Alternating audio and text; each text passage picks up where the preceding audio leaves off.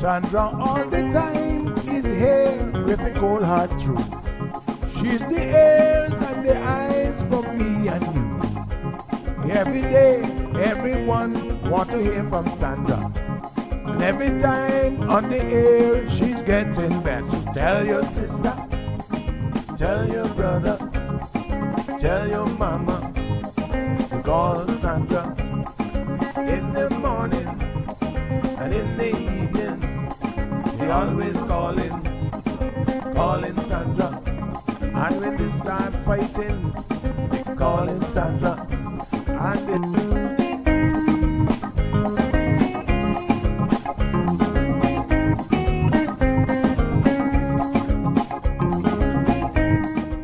That's right, folks. Everyone is telling their mama about the cold hard truth. Welcome to another episode with more truth-telling, more problem-solving, and of course, more tea spilling than ever before. Sit back, students, grab your tea, and turn up the volume because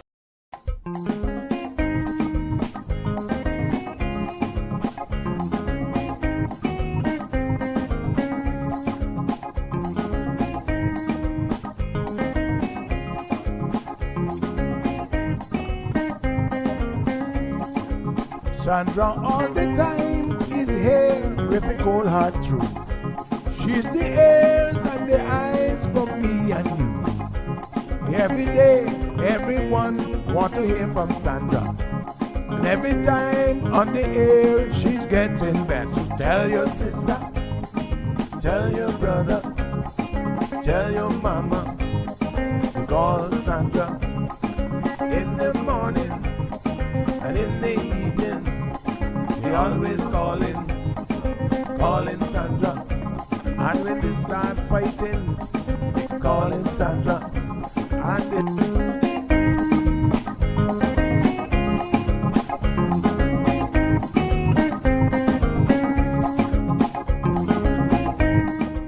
That's right, folks. Everyone is telling their mama about the cold hard truth.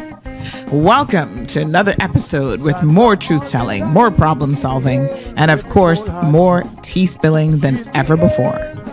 Sit back, students, grab your tea, and turn up the volume because class is now in session. Call in at 936-2626 because your voice matters. Share your opinion on issues that matter the most to you.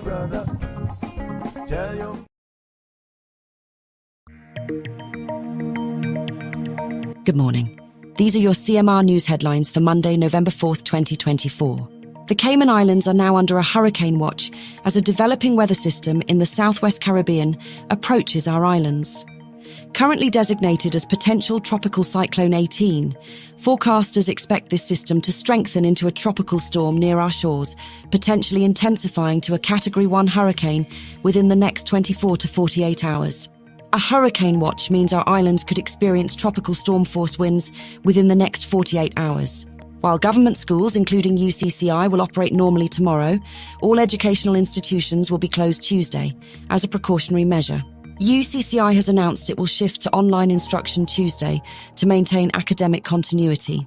Students should monitor their course platforms for specific instructions from their professors. The Cayman Islands National Weather Service is maintaining close surveillance of this weather system. Good morning. We have a further weather update. As of 7 a.m. this morning, the Cayman Islands is now under a hurricane warning as Tropical Cyclone 18 is expected to become Tropical Storm Rafael. Residents are urged to take immediate precautions to secure their homes and ensure safety. The tropical system is currently tracking northward at 7 miles per hour, positioned 455 miles southeast of Grand Cayman and 427 miles southeast of the sister islands. The system is expected to pass between Grand Cayman and Little Cayman around midday Tuesday. Grand Cayman can expect similar conditions, with tropical storm force winds over 39 miles per hour and gusts up to 74 miles per hour. Wave heights will also range from 9 to 13 feet, with expected rainfall of up to 6 inches through Friday.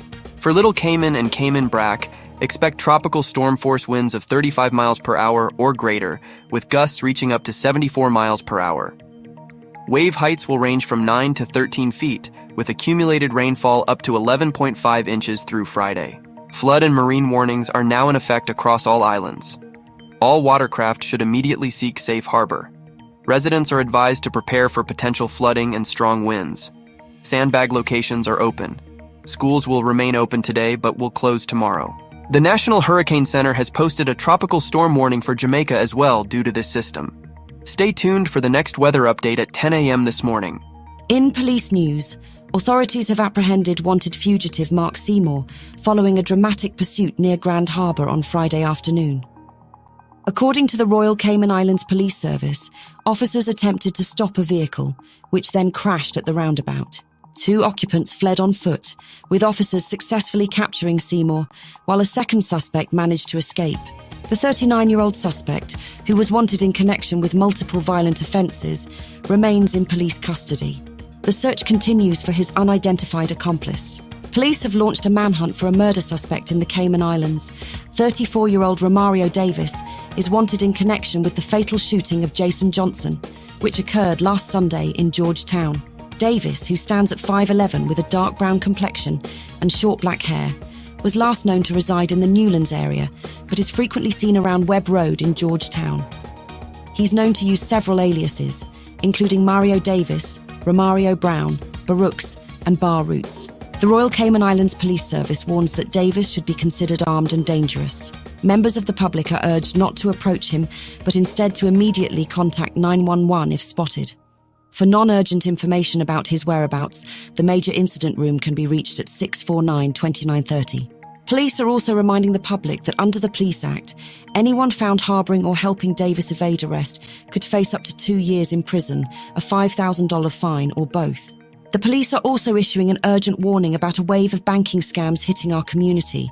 Fraudsters are impersonating banks, credit card companies, and money transfer services to target local residents. In a recent incident, a community member lost money after clicking what appeared to be a legitimate bank link and entering their account details. Despite quickly recognizing the scam and contacting their bank, the funds were already stolen and are unlikely to be recovered.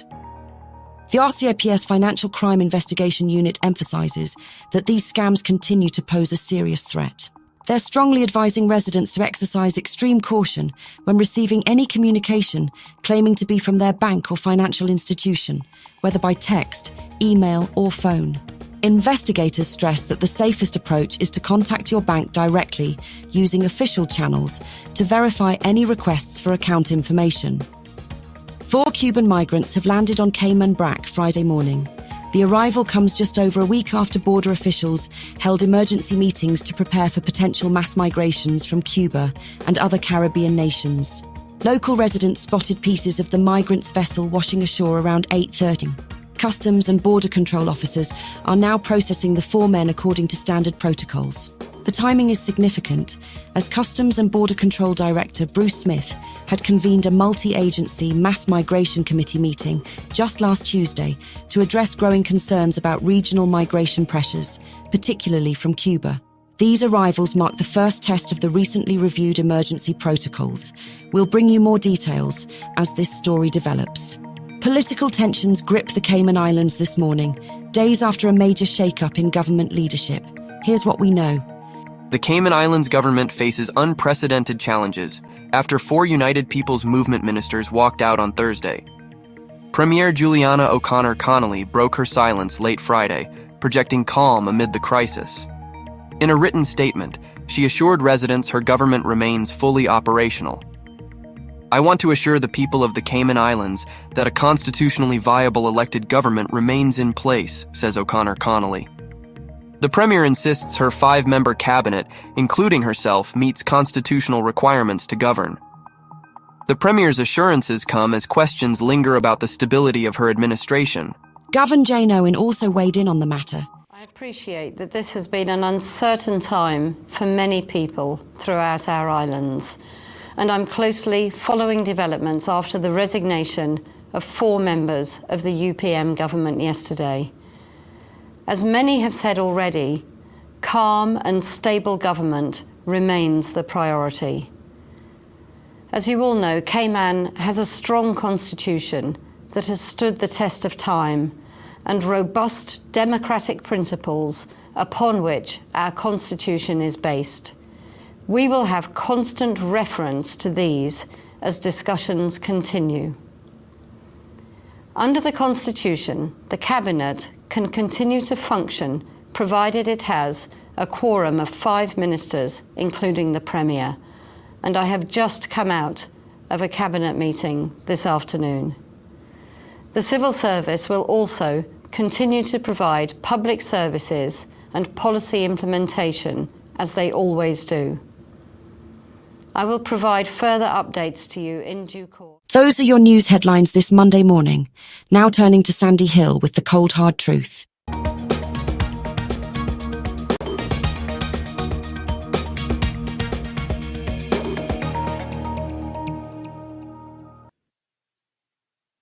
All right. Good morning, folks. Happy Monday. I am back in the saddle. Good morning to everyone. Over 400 good folks already online. So nice to see you guys. Good morning, Miss Alina. We got Jean. We got Cece. We got Diamond Princess. Miss Morna. Thank you guys so much. Keisha, Stephen, joining us all the way from the UK. Miss Yulene is here. Catherine, how you doing? Joining us from the US of A. Hey, Catherine. How's it going? Scott is here. Lavana. Oh my gosh, Miss Beulah. Everybody's here this morning. Look at Miss Dee Dee. She says, welcome back. Hoping you had a lovely holiday. I did. It was fantastic. And I was hoping this morning I could have spent some time talking to you guys about it. But honey, chill. We're going to put that on the back burner for another day because we have more important things to talk about. Now, y'all know what's going on. Well, you know some of what's going on.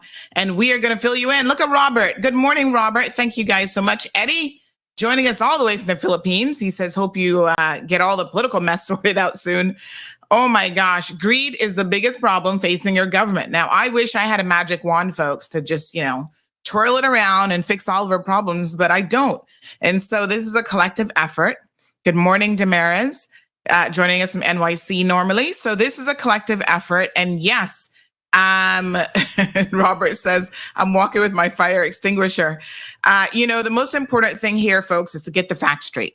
So that's where we're going to start today. We want to know what happened, why it happened, how it unraveled. And we've got a special guest in the studio this morning because we like to get it directly from sources, directly from the horse's mouth.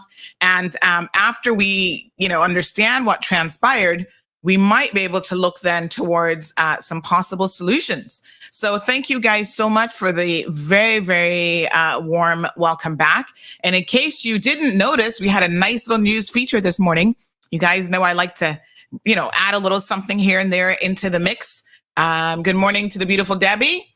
And so I'm hoping that we can do that every morning, kind of do a little recap on the news headlines. Y'all got to work with me though, because honey child, I was up until 5 minutes ago adding in that last weather bit because things are constantly changing right now as it relates to the weather. So folks, of course, before we get into the political discussion, let's make sure that we understand that the Cayman Islands is now under a hurricane warning. And what that means for all of us is we need to prepare. Today's your preparation day. I don't want to hear y'all talking foolishness tomorrow about you need to go to the grocery store and you need to do this and that. If you need to stock up on a few items, which listen carefully, folks, y'all need to stop the crazy buying every single time a storm is coming because you need to have your hurricane kit. Keep it in one of those little, tubs, the little storage containers, and set it in the corner. Don't touch it. It's not meant for regular consumption. It's during the storm. If you need bags, you don't have bags from last time, the sandbags, today is your day to secure those because as the news just said, as of tomorrow, they're not going to be giving out any bags. So today, do it today. Schools are closed tomorrow. So of course, make sure that you have some alternative options in place if you have to work and your kids are going to be home. Don't wait till tomorrow morning and start complaining to me about it, about why do you have to go into work? Figure it out today. Morning, Richard, joining us from Round Rock, Texas. Dominique is in the house. Saying good morning to all the 345 folks. Sean Ebanks is here. Miss Darlene says hot and heavy today. I'm already feeling a little hot. I don't know about anybody else. Strong Wilt says, good morning, Auntie Sandy. We miss you like cooked food. Aw, welcome back. Please don't take no more vacation because we missed so many things. I was bored. Didn't have anything to do. Oh my goodness. Ingrid, good morning to the beautiful Ingrid. Dominique is here. Rosie, good morning, Rosie. How are you? Thank you, Paula Macfield. So yes, let's go ahead and get into it. So I was at the airport was I in Atlanta? I think I was in Atlanta when I was talking to you guys on Friday morning. Oh God, the travel, 15 and a half hours. You guys and I went to South Africa, almost a 16-hour flight just for one leg of it was, honey chill. But it was a good trip. And so I was at the airport, I think first in Johannesburg, when I started to get phone calls that said, Sandy, something's going on. You know, these people are going to be resigning. This was before the official release went out, because y'all know I got sources. And I was like, oh my God, I'm about to get on a 15-hour flight. You know, what am I going to do? And of course, we put Renee on the job, said, Renee, this is going to come down the pipeline. Make sure you release it as quickly as possible. It happened so fast. Before I left Johannesburg, we got the official release up. So it's pretty wild. It's pretty crazy. And we've got a special guest in the studio this morning. Big shout out to the 500 people that are listening. And she is going to tell us what happened. So let's welcome none other than MP Sabrina Turner. Good morning, Sabrina. How are you? Good morning. I'm fine, thank you, and welcome back. Yeah, I still want to call you minister, but as of right now, that is certainly not the case. Now, you know what I do like though, Sabrina, and I really hope that this is going to be the case this morning. We noticed it with Mr. Wayne Panton. Once he was no longer premier, he was, able to free the shackles, so to speak, and just speak freely. And it was so refreshing to get that from him. And I think a lot of our listeners since then have said, wow, maybe it was a blessing in disguise that he's no longer premier, because there's so many things, so many insights that we were able to glean from him about the workings of, what was going on within cabinet and so on. So we hope that we can have the same, frank and open discussion with you here this morning as well. How are you doing, first of all, before we get into politics? How are you doing? I am fine. Once your conscience sets you free, nothing else matters. To be honest, it feels like a weight has been lifted off of me. And I now have been able to just really align myself back to who I am. And there's one thing about anyone who knows Sabrina, they know that I'm always to the point. I've always been frank. And yes, it is a difference when you're no longer sitting as a cabinet minister, and you will only and always get the facts and the truth from me. However, without going into the gritty details of specifics, let's say for cabinet papers, verbatim discussions, that's not legal. But I have always been that individual. But yes, it is a difference. You feel like you have broken free, and you can speak and educate and inform the public much more because of the sheer responsibility that is on you when you are in that seat. It's a noble role, but it does come with lots of restrictions. And I feel that having now been able to sit as a cabinet minister, and now since last week, Thursday, now find myself remaining still as an elected member of parliament, still representing the people of the Cayman Islands, but, by prospect, that it definitely is a difference. And I'm happy as a first-time elected member of parliament that I'm able now to experience, one, being a cabinet minister with two of the largest ministries, and now being a regular member of parliament, still with that responsibility to serve the people of the Cayman Islands. I am elected, but charity, as everyone knows, begins at home in this case. It's still the people of prospect. All right, Shaka Zulu, good morning. He's a guy, Shaka Zulu, I think is a woman actually, acknowledging the little news segment this morning. Appreciate it. Says that you're setting the technology pace for the competition. Nancy Sandy, congrats again. Well, honey chill, we do try to keep it one step ahead. Aliana says, Miss Turner, pop off, yo. He's ready for it. So yes, I mean, it was, I tell you what, if I had to be honest, I'm not terribly surprised, because even before I left, somebody messaged me and said, you put your goat out, and then people, I said, no, I really didn't. But I had heard that there were the previous cabinet meeting before I left. So I left like on the Friday, I think it was. And the Tuesday, I had heard that things were hot. I mean, temperatures were rising in cabinet, and even people on the outside who, you know, are political adjacent, they're supporters, they're the as Mr. Wayne Panton sometimes says, you know, they're the ones who are funding candidates and so on. So they know a lot. They know what's going on. They have an ear on the ground.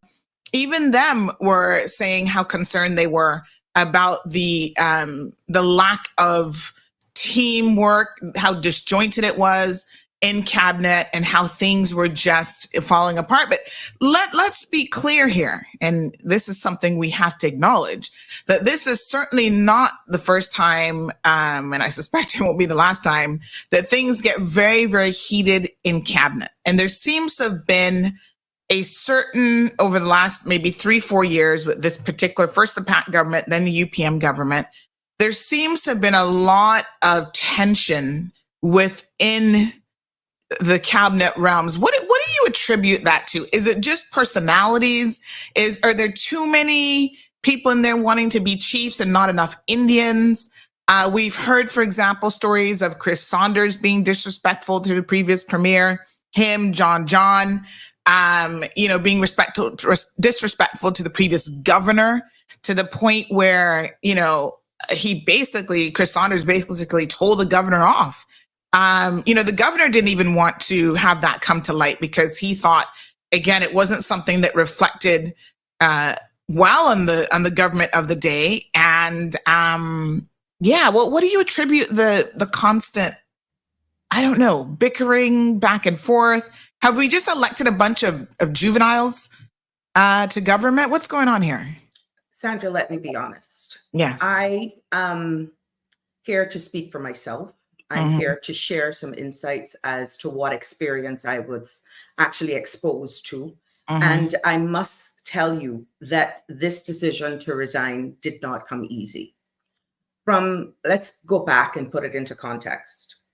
From the beginning of being elected to political office, I came in on a back foot.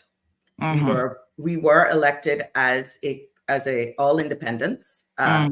Mr. Panton, we worked together, we came together, and we created a cabinet, and we were working together. We all know where that ended up.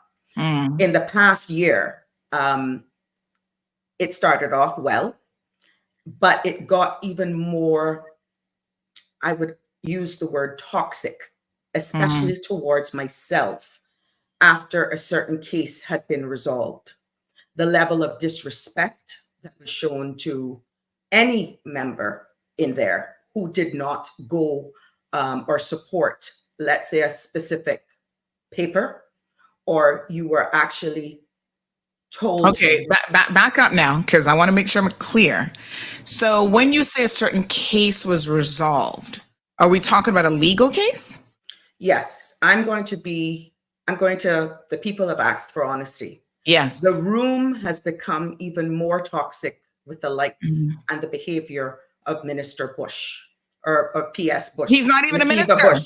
Yes, McKeeva Bush. All right. It has become a personal attack on me to the point where he has said to me that he has scores to settle and that I would actually be political damage. Wait a minute, Sabrina, hold on a second here. Because my brain is trying to figure this out. So McKeeva Bush, luck of the Irish, had his last case, which I said that case wasn't going anywhere. So he had the rape case. He's found not guilty. That basically, for lack of a better word, kind of got thrown out. Then his other case, which is under appeal, technically is ongoing, although the judge admitted that he made an error. So the turn of events as it relates to his court cases meant that when Juliana O'Connor Connolly took over as premier and formed the UPM government, she brought him into, and I noticed it was a Freudian slip, but it is very, very interesting Because you referred to him as a minister, and I'm going to put the question to you. Is he acting like a minister? He's acting like he's part of cabinet. He's acting like the premier. And when it comes to What? females, especially myself, the lack of professionalism, I never got from the leader where they were even anything to put him, correct him to, you have to defend yourself in there. But there's just a decorum that is expected from anyone holding that position. And he constantly goes on and shouts, and he's behaving in belligerent behavior. But when it came towards me, it was on steroids. And now that he's coming after my integrity, I know who I am, everyone knows. And then he's coming after my ability to perform in that duty, saying I'm incompetent. But I'm quite sure through this interview, we will get into the Ponciana, because I have to actually explain that. But it is clear, it is obvious that he has a lot of influence on the caucus. And because the numbers there are tight for this government, everyone matters. So when it comes down to the particulars, it is obviously the season, political season, and without us being a collective group, I know that they were actually picking off persons in there. The rules of the land were set out that if we were detaching ourselves and even engaging with other groups that were possibly coming together, that we need to resign, but yet you can have a sitting member of your caucus use the parliament to pretty much launch a campaign and then comes back like it's nothing. There is no professionalism in there. And there's so much hidden agendas. The environment became very hostile, and it became very obvious that when you look at the reason of us leaving and the fact of me exiting, the four of us, or the three cabinet members versus the five individuals that remain, we were always outnumbered. So even if we wanted to discuss a particular topic or add our contribution to a particular subject, we were always on the back foot. So you had two choices to make. You either remain and be bounded by collective responsibility, which means you could see something being passed because you just didn't have enough numbers to stop a particular agenda. And then we would have to remain silent and the public not be informed why, because we can't say anything. You're bounded by collective responsibility. Or you do the right thing to save your integrity and just leave. That is in the Constitution. That's in the manual. And I know for myself how I've been treated. No support. This is not, it is obviously I'm doing something right when you're going to come after my integrity and my ability to perform in my duties while there. You can't be hot and cold. But it is obvious that there's a lot at play here that is trying to secure the next election, whenever that is. And if it means coming after you personally, that's what's happening right now. Okay, so there are people who are listening to this, and I think everyone has their own perception of McKeeva Bush, their own dealings with him. You know, the irony of this is, as I listen to you, I'm reflecting on the fact that while I was on holiday, he was reaching out to me multiple times because he was upset about an article that we had published about his new NPO, which is a vile cover for him trying to start a new political party, name dropping people in there that he had not spoken to at all. Out of curiosity, let me try and find the article. Did he name drop your name in there that he'd be willing to work with you? Oh, he made it very easy for me to not even have to decline. There's a separate paragraph in one of those articles that said he didn't want to work with me. So that was easy. Oh, that's fine. He did me a favor, and I thank him for that. Okay. You know, I didn't write the article and I wasn't paying that much attention to what he was saying because I know it's all fluff, and anybody with common sense. He mentioned people like Heather, Wayne Panson, all these other people. He hasn't spoken to any of these people. There's something incredibly delusional about this man. I'm going to have a whole separate show on Wednesday about McKeeva Bush because we need to address him. But the reason for that is, from what I'm understanding, is because I failed to deliver Ponciana. And on the floor of Parliament, I was clear that the delivery of that project does not rest on the political arm. I know that for a fact that the Minister for PAHI took it personal, because it's unfortunate that the project being managed by the project management team, which sits under Public Works, falls under that minister. But I was just providing context, always being open, honest, and giving the truth. This project is over 4 years late. There are failing inspections. Then you wonder who was project managing. Yes, the budget sits in the Ministry of Health. And what we were tasked with doing as a minister was making sure that the funds were available for them to carry out their job. I have been updated by my chief officer then and the deputy governor. I have spoken alone in isolation with the DG, expressing the frustration, expressing the importance of getting the information and credible updates out into the public's domain. But all of the questions were being asked of the minister, and not once did Public Works or PAHI ever made a statement. Okay, let's talk about Ponciana, because this is a sore point for a lot of people. I have one person right now saying, oh, I'm listening, but it's not beyond me that she's covering her ASS. It's one-sided. The reality is that she had one thing to deliver, which was Ponciana. She made more headway in the project than any other minister had. I don't care about the planning issues. It was her project. She had the money and remit to do so. The project does squarely fall on her. How do you respond to that? That holding the civil servants accountable does not fall on my remit. That is all up to the deputy governor. He was on a show on Radio Cayman explaining the hiring practices and accountability. Yes, exactly. I was responsible for funding it. And that's the only thing that they cannot say that I held back. If it was in a regular world where a minister had these powers, the end all be all, and there was not a separation of powers between the elected arm and the civil service, of course, persons would be fired. That is not in a minister's remit, unfortunately. And we have to do more education when it comes to the separation of powers and how the civil service really works. It's only since I've been in this role, this elected role, that I've had to educate people exactly how it works. This is by no means throwing any specific department or individual under the bus, but this is just a clear ability or opportunity to explain to people that when you are an elected member of parliament, and especially a minister, you can't just go in and pretty much, I'm the boss, I'm here, I don't like you, you have to go. Oh, you're not doing this, you're not doing that, I'm going to fire you. That's not how it works. That rests on the shoulder of the chief officer and the deputy governor, who's responsible for the productivity and holding the civil service accountable.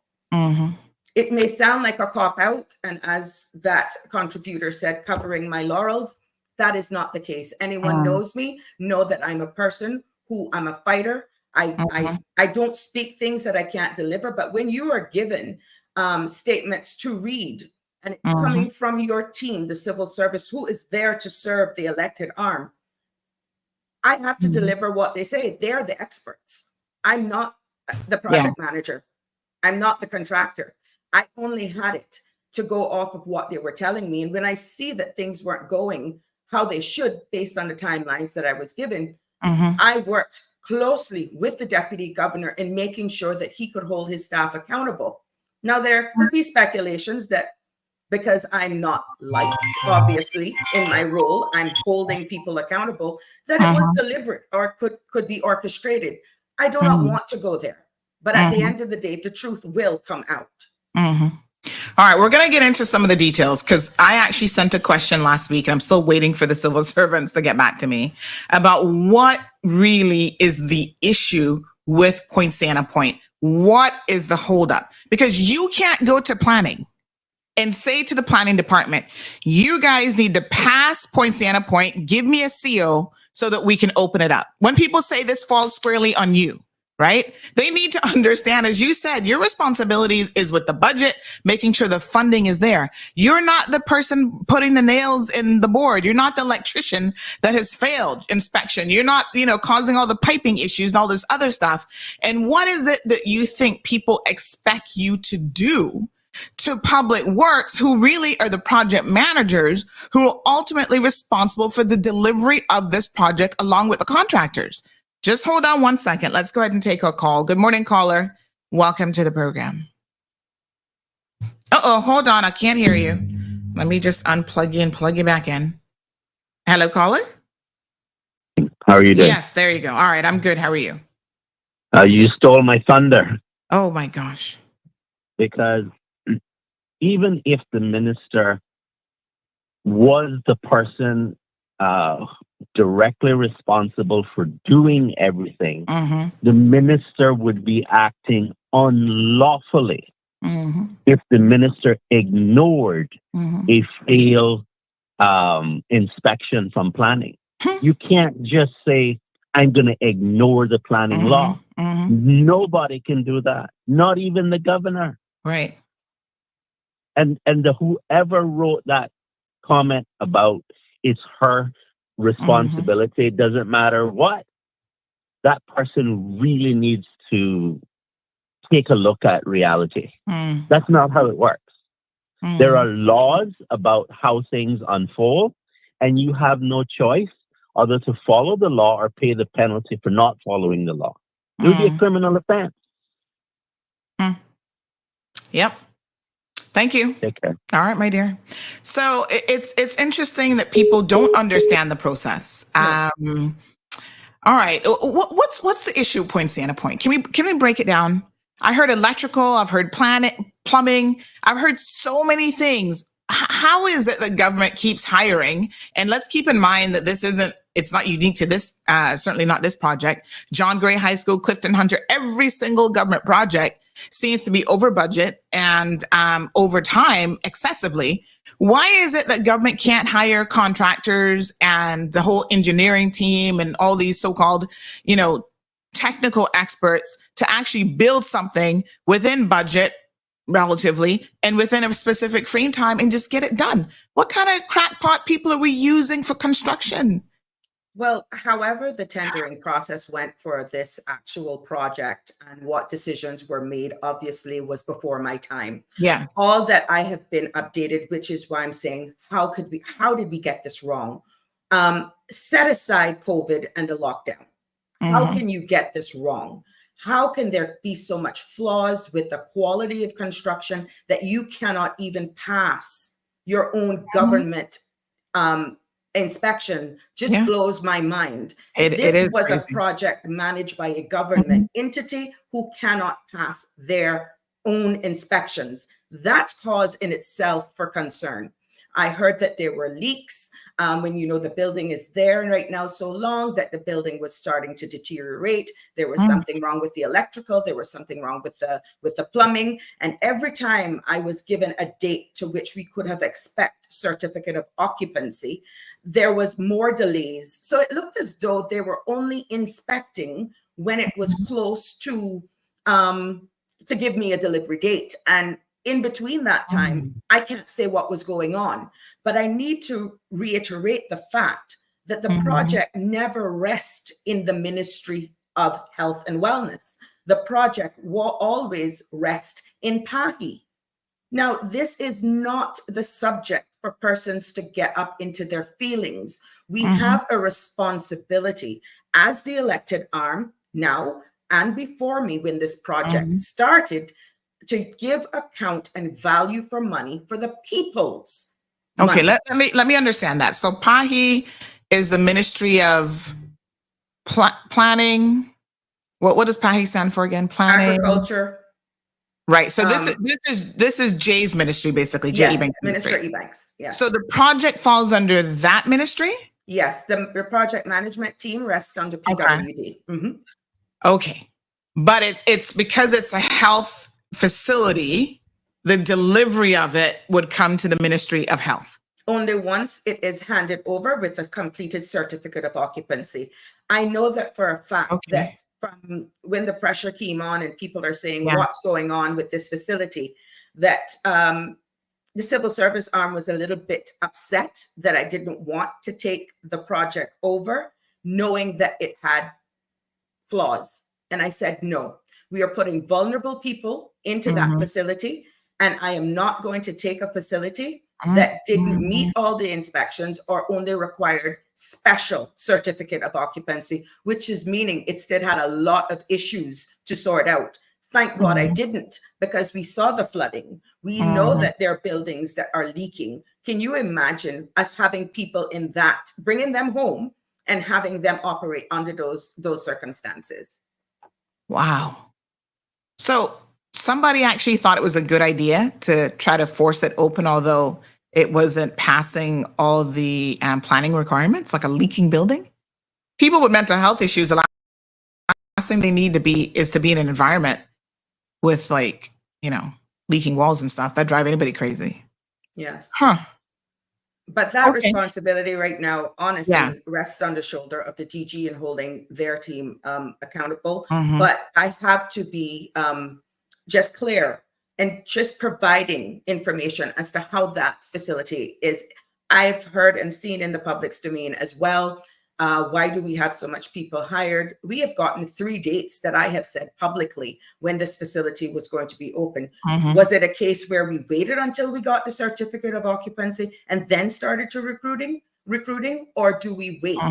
And even the recruitment phase of things does not rest on the responsibility. That's I cannot interfere with the hiring process either. That's solely borne on the civil service. Wow. I can. So, someone else is saying, well, you know, she knew when she took that ministry that this was a problem. I mean, but it doesn't fall under your ministry until you get the CO, and then it's delivered to the Ministry of Health and Wellness.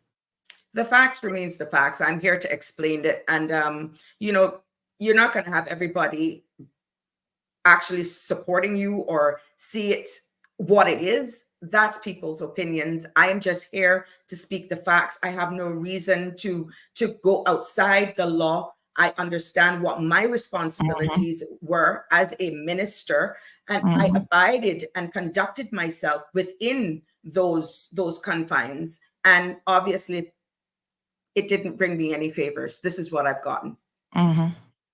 Do we have any idea who the contractors are on this project? I'm just curious. I mean, I don't know if you know or not, but no. But I'm quite sure there will be a follow up to this, and more than likely, you will get that information through FY. Wow. This person says to try to make it very, very clear, because I think there's still some people who are not quite understanding what is being said here this morning. So let me just read this comment. This person says the Ministry of Health pays for it, but PAHI is responsible for the project management, construction, and delivery of the facility. Once the facility is ready for occupancy, the Ministry of Health has to run it. So I hope that this makes it crystal clear. Again, those who think that the project is being driven by the Ministry of Health, that is not factually the case at all. So why is it that when in Parliament, when the questions come, Sabrina, about what's going on with the facility, why do they always come at the Ministry of Health and not PAHI? I'm the one that they want to get out because I'm doing my job. It's interesting. If you look at it, some of the questions that are being asked were persons who were once in my seat. And you will do anything to come after someone that's obviously a threat. Yes, because I'll be clear, you know, the last government had promised to deliver it as well. We're talking now about the PPM government, and they were unable to deliver it. We never got any real clear answers as to why. They just kept having delays as well. Good morning, caller. Welcome to the program. Good morning. Good morning, Miss Sabrina. How are you? Good morning. Good morning. I'm fine, thanks.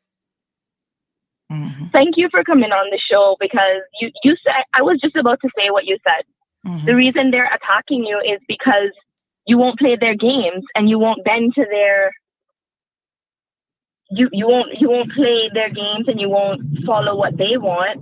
So they want you out. It's quite unfortunate that something so important to our community, such as a mental health facility, is being politicized. Because there's a double standard. When things are going wrong in the Ministry of Education with the buildings and whatnot, the cop out is, oh, public works. But you can't do that. Correct. You can't say it's public works when it's your ministry, but everyone else can, and it's perfectly fine. There's a big double standard. So thank you for clearing things up for us this morning. Thank you, My pleasure. caller. Thank you, caller. When I took the ministry on, I was told that the facility would be open in a few months. When I actually went, that was actually one of the first tours that the elected arm of 2021, the government, went and toured. And this is why it was important when we saw a big media and the resignation of one of the key members from the Mental Health Council, that I had to do it in picture, in video. We were walking through windows that should have been doors. There were roofs that weren't on, but yet what was being spilled in the public's domain when we got elected to office is that the facility would have been open in a few months. What? And that was not true. Hold on. My brain just, my brain is having a hard time. Walking through and seeing windows that were supposed to be doors. I wonder if Philip Hydes was the contractor in that project, because that's the kind of thing Philip does. What?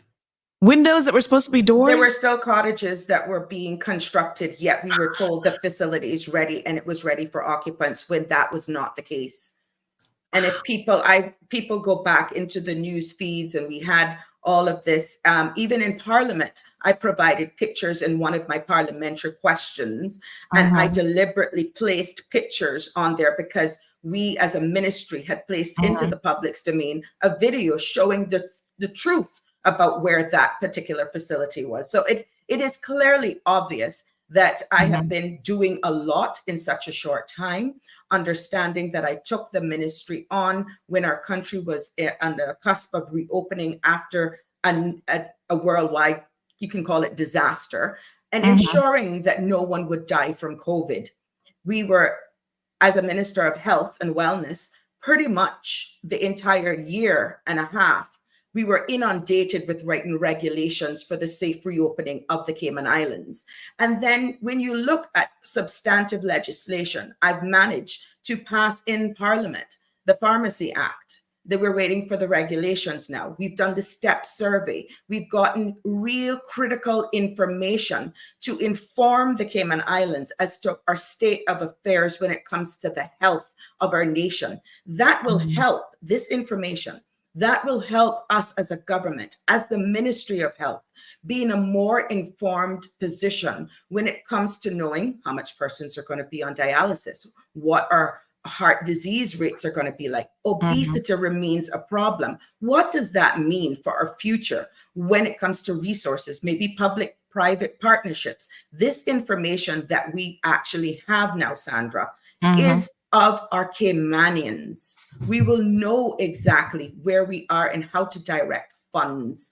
So when you look at all of this being done just in health, and then I got the Ministry of Home Affairs. Look at all the work that we've done with the prison. So look at all the work that I've done with the cadets and reassuring that I'm a woman to my word. They now have a new facility. They now have a brand new bus. We have sent children on to Australia and Washington. We have signed memorandums of understanding so that they can see true career pathways in getting jobs within the uniformed service. Thanks to the fire department, thanks to the Coast Guard, and others, well, before I left, are about to sign up. So when you look at all of these wins in less than a year, why not come after me despite it? Looking at even the Ministry of Health, we did not have policy advisors in there besides one senior policy advisor and a senior policy person, a policy advisor, sorry. That team now has grown that you have an epidemiologist, first time in the history of the Ministry of Health and Wellness. We have a full-time now. I took on someone who had tendered their resignation as chief medical officer. Where the Ministry of Health is, even our finance team has grown. That is what I've fought to get a substantive team of people along with the civil service by fighting for a budget so that the chief officers can hire the right skill sets in order to deliver the broad outcomes of any other sitting minister. And in this case, myself, but pace is also a problem. I understood what I was getting into because the aspirations as a minister, understanding that we were coming out of COVID, I saw the truth that we would not have been able to deliver what was presented in the strategic broad outcomes because the resources just was not in the Ministry of Health, neither was the skill set. When I got the additional responsibility with Home Affairs, that was a cut off as well. And every member in Home Affairs right now in the senior management positions are all acting. Do you know what that does with the mental psyche of your staff when they are there to work and deliver the broad outcomes of a government to better the lives of our country? And they themselves don't even know in the next 6 months whether or not they will be there. But kudos to them for buying in because they have a love for doing their job. They could see the big picture and they delivered. When you look at the fire service, when you look at the 22 persons that were able to be promoted under my leadership in me fighting for the budget, Cayman Brac got additional fire officers. We were invested in money so that we can train our Caymanians so that they can climb up internally and one day see the truth of them one day being a director of the department. Jobs were created when they said we had to stop hiring because I saw the need in making sure that I was just not all win. When you look at the report card in 1.5 years that I was able to deliver, I didn't do it as a Sabrina agenda. I did it in the best interest of why the people have elected me, why I was serving as the Minister of Health, Wellness, and Home Affairs, and the result speaks for themselves. All right, we have a caller. Good morning, caller. Welcome to the program. Good morning, Sandy. I'm so glad that you're back. Good morning, darling. Thank you so much. I am so happy that Sabrina came on to the show today and clarified everything that's going on in this government. The only thing is that I blame her for she should have came on before, but nevertheless, they're better late than never. And you know, it bothers me when somebody like Juliana O'Connor criticizing a person that is doing their job. That tells people who she really is. I was in Cayman Brac a couple of weeks ago, and not one person, and that's where I'm from. And my name is Dexter Banks, in case anybody wondering who I am. Not one person agrees that they need a $50 million school for about 150 students. And now she's building accommodations for the people that she's going to be bringing in. And somebody told me that it's now not only 50 million is going to cost. I'm moving back. Just 1 second, Mr. Dexter. Just a reminder, I put the other call on hold. When you call in, please just be mindful of the background noise. Sorry, Mr. Dexter, go ahead. And you know, the person that is in the construction says in no way that could cost that. You know, and it's rumored in Cayman Brac that the property that and this need to be investigated because that property. Caller. Hello, not Mr. Dexter. Miss. Hello. Lord have mercy. When y'all call in, you've got to make sure that you remember that you're on hold, so you can't be having side conversations. Otherwise, it doesn't make any sense for me to pick up the calls. Go on, Mr. Dexter. Yeah, and it's rumored that the property that the school is going to be built on, or this property where they're going to build for the accommodations, were bought from family. It's rumored. I can't confirm it. Was bought from her family or bought from her. Mm-hmm. She needs to be fully investigated. You know, it is. And Sabrina, you have nothing to be embarrassed about. Mm-hmm. All right. Thank you, Mr. Thank you. I appreciate it, Mr. Dexter. Thanks very much. And callers, please remember when you call in, if you're on hold, we don't want to hear no chatting thing in the background. All right, listen. Big shout out to some of my students in the classroom. Some of y'all are straight A students. And one has sent me the following. I'm going to play these 2 video clips because this is important to put things in proper context and make sure we have correct information. Good morning, caller. Good morning, Miss Sabrina Turner. I hope you have a wonderful day. I know this is very off topic, but when the coffee machine going to get fixed at HSA hospital, because I can't afford Starbucks. I really relied on that HSA coffee morning. Well, she's no longer the minister, but it's a good question because it shows you why would you ask the minister that question? That is a question for the hospital staff, the HSA. So I'm sure they're listening this morning. Where is this coffee machine located? Emergency room, urgent care. Those are my backup life plans. I need them fixed because if they is saying call Sabrina Turner, and I said I sure will. So see the opportunity. So do you go there for the coffee? I mean, of course, the coffee actually makes me calm when I'm waiting all 4 or 5 hours to a doctor in emergency. Oh my gosh! All right, so whoever is in charge of emergency there at HSA, please fix the coffee machine because Turner. Yes. All right. Well, we'll get it sorted out for you, honey Chia. Not to worry. Thank you. All right. Thank you very much. If I may, I think I can put a spin on that. That only happened under my leadership. That the coffee machine was added. I put it to the board that we should have a tuck shop, understanding when people are there late at night with patients, that there should be some little like a cafeteria or something, or like even the enclosure, the atrium, that was supposed to be enclosed. And that should be like a big, you've been to timeshares. I wanted the hospital to actually be operated like an all-inclusive resort where you actually have persons opening the door, that atrium enclosed as a welcoming, refreshing atmosphere where you would have like a concierge desk to give you directions and all of that sort of stuff. That directive have been given. And like I said, it's up to the board. But thank you, caller, for pointing that out.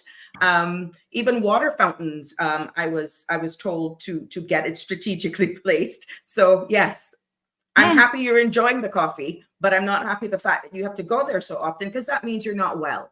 Mm-hmm. Or the kids are not well. Could be kids too. Yes, kids too. So this person says, tell CC the board is hearing and addressing the coffee issue. So kaboom! There we go. That's what we like here in CMR Solutions. Yes, right? And I thank the board. Let me tell you something. A lot of people are disappointed and possibly crying that I made this decision, but there are a number 2 who are happy. I want to publicly thank the board for holding their ground and for definitely doing their job. The HSA board, they may have gotten off to a rough start, but who doesn't? Understanding it's a new terrain, you got to learn the lay of the land. But I want to publicly thank them for doing their job. And all of the HSA staff, to be honest, because I don't want it to make it look as though I'm only speaking to the board. We have to be thankful. You have to know the history of where we're coming from. That is where I got my start as a summer student. Everyone knows my story as a summer student. And look, I ended up being the Minister of Health. Of course, I take that personal. It is personal to me, and we can do a lot better once it's properly managed and people are held accountable for the delivery of what they're being paid to do.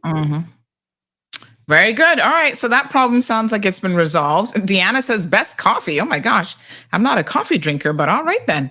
All right. So listen, Let's dial it back on Poinciana Point. And then I need to come back to McKeeva Bush, because that man has lost. If he had any good senses left, he's really lost it. But more importantly, this makes me question the leadership of the UPM government, Madam Juliana O'Connor Connolly, because we have to hold her responsible for what she's allowing her cabinet ministers. And although he's not a minister, you heard the former minister here say this morning he might as well be running the country, because he has that much power under her regime, and that is extremely concerning. But we're going to get back to Mr. Bush. Don't worry. Let's talk about Poinciana Point. So I've got two videos here this morning that have been sent by my A-class students. Let's look at the first one. Now, the first one dates back to, let me pull up some slides here. Dates back to 2021. And they even sent me some screenshots. Y'all on top of things this morning. I tell you what, honey, Jal, look at this screenshot. This was from January the 20th of 2021. This is how long we've been waiting on Poinciana Point. So here we have the former Minister of Health, who, by the way, is still a cabinet member, Dwayne John Seymour, sitting here getting a tour about the completion of the mental health facility and how it's progressing. What year are we in? 2024. 2021 to 2024 is how many years now? Honey child, that's a long time. Okay. A lot could have been done then. So here he is on location. Let's watch the video interview. Here we go.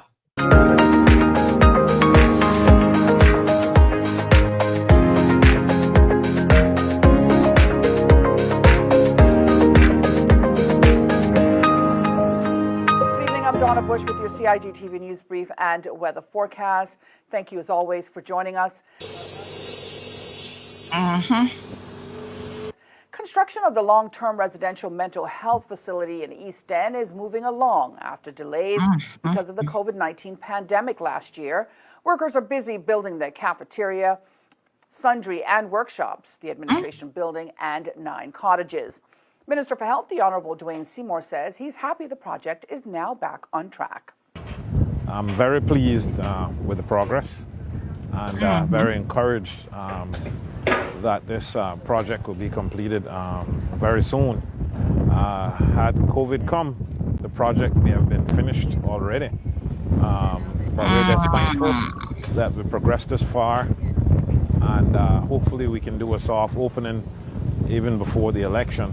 But in speaking to the project manager and the Phoenix crew, they're quite confident that they're making progress and can finish this in a short time. Minister Seymour says the mission behind the long-term residential mental health facility is to ensure access to quality, affordable health care, as well as to build stronger communities and support the most vulnerable in our society. Wow. So he was hopeful that it would have been completed before the last election. Here we are going into yet another election cycle, and it still isn't done. Can I just ask you a question here? Because from a PR and media perspective, I need to understand how government works, because there's a lot of things that I don't get how communications work. When you do a video like this, and we do have one of you as well, right? When you do a video like this, do the civil servants give you a script that you just read off of? So did somebody tell him to say that, oh, hopefully this will be done before the next election, and he didn't have a say in whether or not that's true? Because even when I look at, I can pull back up this video.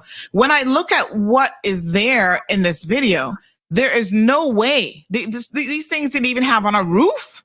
There was no knockdown, no nothing. This is like a shell of a mental health facility. How he thought that would have been open in a couple months? If anybody knows anything about construction, they would be questioning the viability of that. That is just not likely to happen. So tell me, we have a video of you as well, I think, going out and doing one of these. Do the civil servants tell you what to say? Do they say, oh, yes, despite this building barely having 4 walls, it's going to be done in a couple months? Like, really? We are being provided the latest information as communicated to us from PWD. that is based on my experience, which is why I'm not a project manager. I'm not a contractor. When I looked at where I found the project and what dates they were giving me, we had our doubts. But again, we can only rely on what information is given to us by those who are in charge. Wow. Would you have a caller, question or comment? Question and comment. Yes, who was that male minister that speak on the interview? That was John Seymour. Which ministry does he cover? No, this was 2021 when he was the Ministry of Health. Okay, because this present minister, if you can see somewhere that there where a door supposed to be, that a window is, and you are gonna say something like that, and in all due respect to the minister, planning department, give us who are building a simple 2-bedroom house so much problem. And you are going to have plumbing and electrical that is failing. And, well, you ask who control the project. We know now. The Phoenix Group. And this project is experiencing all those problems. So the Phoenix Group is the overall contractors for this? Well, I heard in the interview they mentioned the Phoenix Group. Everybody's trying to throw this at the minister's feet. Listening, she is not responsible. It's just like the bank. The bank she's the bank. She gave you the money to build it out. She does not hire your contractor. So we just need to get off of her. Thank you, caller. What a hot mess. No, sir. That channel, yes, says the operation and organization of the HSA and treatment of patients improved so much under Sabrina. Well done to her. HSA board. Channel, yes, says the operation. People, I'm going to tell y'all one more time about that background noise, honey child. Ms. Darlene says, HSA board, please urgently address the coffee stations, the water fountains, persons opening and closing the doors, and concierge desk as the minister requested. They're on it. They're listening this morning. So thank you very, very much. All right. Aliano says the building is giving this building is giving the country more mental health issues than this government.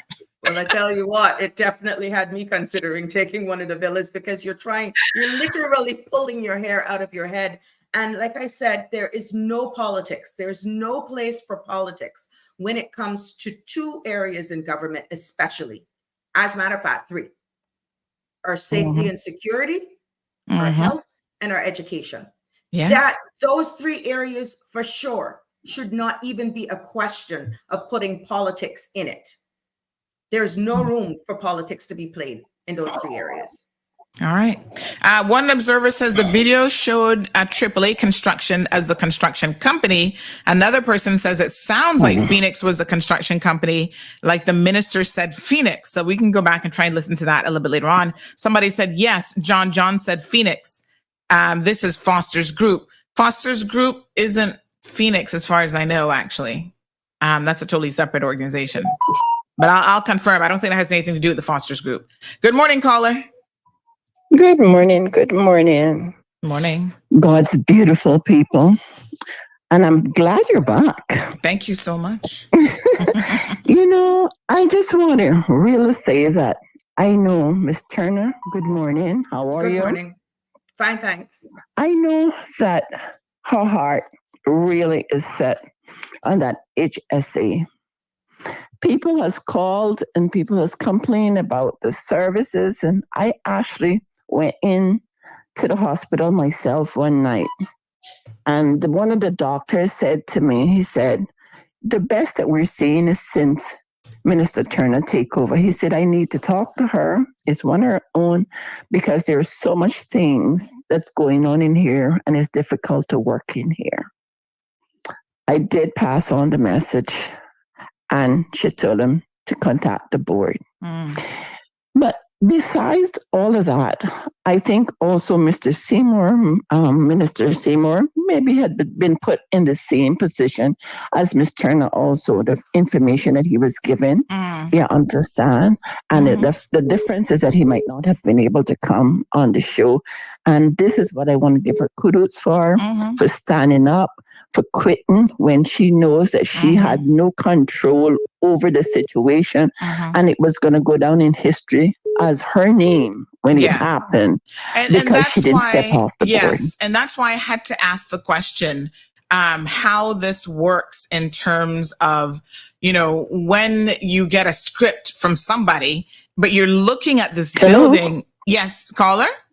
Yeah, I was saying that this is why I had to ask the question. When you get a script from someone to say, oh, this building's going to be done in a couple months, but you're looking at barely 4 walls, that don't make no sense. You see, that's why I can't be a minister. That's why I can't be involved in no government, because I would have been like, are y'all crazy?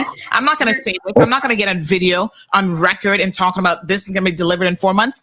Delivered where? Everybody in Cayman knew at the time that planning was behind, and we're not going to get into planning, how short staffed they are. Try building anything in Cayman right now, including a dog house. They are behind with inspections. It was taking an average of 6 months for each phase of a project to even go through planning and to get approved, provided everything was in order. So how can I sit there and look at a building that has to go through electrical, plumbing, this, that, all this stuff to get to CO, and talking from January to the election, which was April, and 4 months, that this was going to be done? That's nonsense. It is. And this is the problem. She would be able to be on your show today to explain to the island, to the listening audience worldwide, what has taken place if she didn't step down. But only because she stepped down is she able. And it's something like, even with the civil servants, I always say it's unfair that they can't voice their opinions and what is happening and what is taking place with them. And this caused mental issues. This caused breakdown. This caused an angry mother, father sometimes to go home and take these things out on their kids, because the kids is making them probably, annoyed, because they're so used to keeping everything in that when they get home, they explode, because that's the only place they can do it. So I think that, we're not communists, so we should be able to speak once it's the truth, right? And this will make people more accountable for things than they are. Because right now, people does not understand, like I've heard you say the same thing, people doesn't understand how the government operates 100%. Yes. So when they get up there and they're criticizing one person, they whatever, this has been handed down. Okay, all of them, we're making the noise, has been in there for 20 and 40 years, and this has been dealing for how long? This has been in the process for how long? Why the undergoat come now?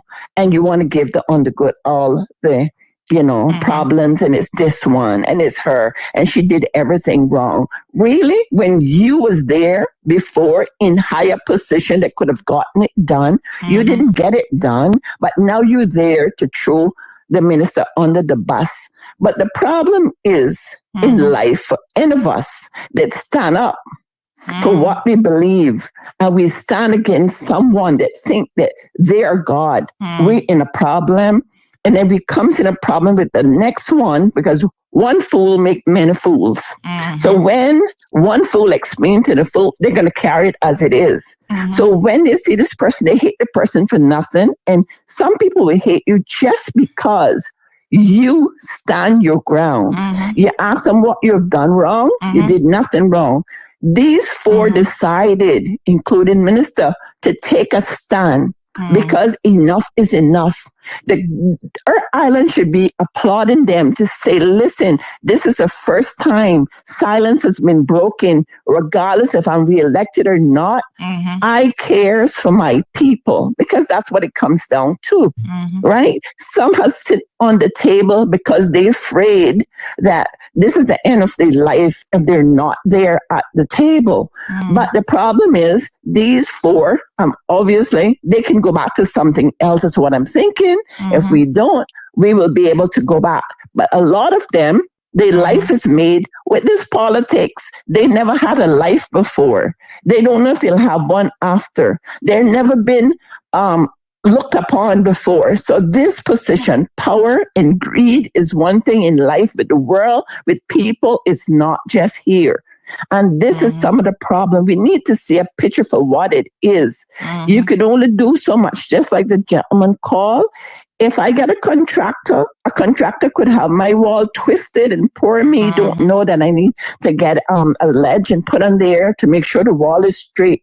When planning come, it's not the contractor gonna feel it. He gonna tell me something, and I'm gonna have to lick that down, and that's gonna cost more than the bank gave me. Remember, the bank gave me $200,000. Now I'm licking down a whole wall and replacing a wall. So this is the problem. Thank you so much. I just want to say, I'm really so proud of these four. God bless them, bless my island, because I believe in right for my place. I don't care who else. This is where I was born. And like minister, I'm going to stand up for my little island. God bless all. Thank you. Lots of people requesting a kaboom for that last caller.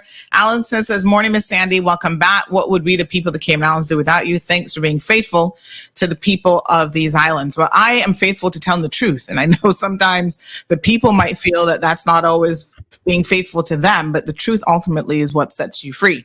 So the minister has come on, former minister has come on this morning, and we've heard some truth bombs being dropped, really telling us what is going on here. I'm a bit shocked, but let's continue with some of the comments that are coming in. Here's another one that has come in. This person shared the following. They said, honestly, it was a Canadian design building expected to work in the Caribbean climate. Jennifer Ahern was the one that got the Canadian, and I don't know who that Canadian is, but to design the Poinciana building. Sabrina does her work, and they're trying to use Poinciana to sink her. And I give Sabrina her props. She knows a thing or two. And then they go on to say, not John John thinking about what to say. Usually they give the person speaking a script from the communications manager or lead. It may vary for ministers, or they don't have to stick to the script. But the Phoenix Group built Ritz-Carlton, Bay Market, Foster's Food Fair, Airport, and Distribution Center. So why are building issues happening if they handled all of these other projects? Now, I also want to clarify, because a few of you have said that the Phoenix Group, which again, I'm not saying that they're the issue. I don't have any way of knowing that. But a few of you have said that they are potentially owned by the Foster's Group, and someone said no. And this is someone who's in the industry. They said Phoenix Group does most, if not all, of Foster's work, but they're not a Foster's company. Good morning, caller.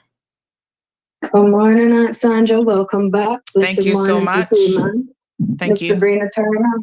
Good morning. I congratulate you. Good morning, Mom. I'm going to congratulate you to be just standing on your own ground. You standing with God, because you're not by yourself. Thank you. I'm going to let you know that.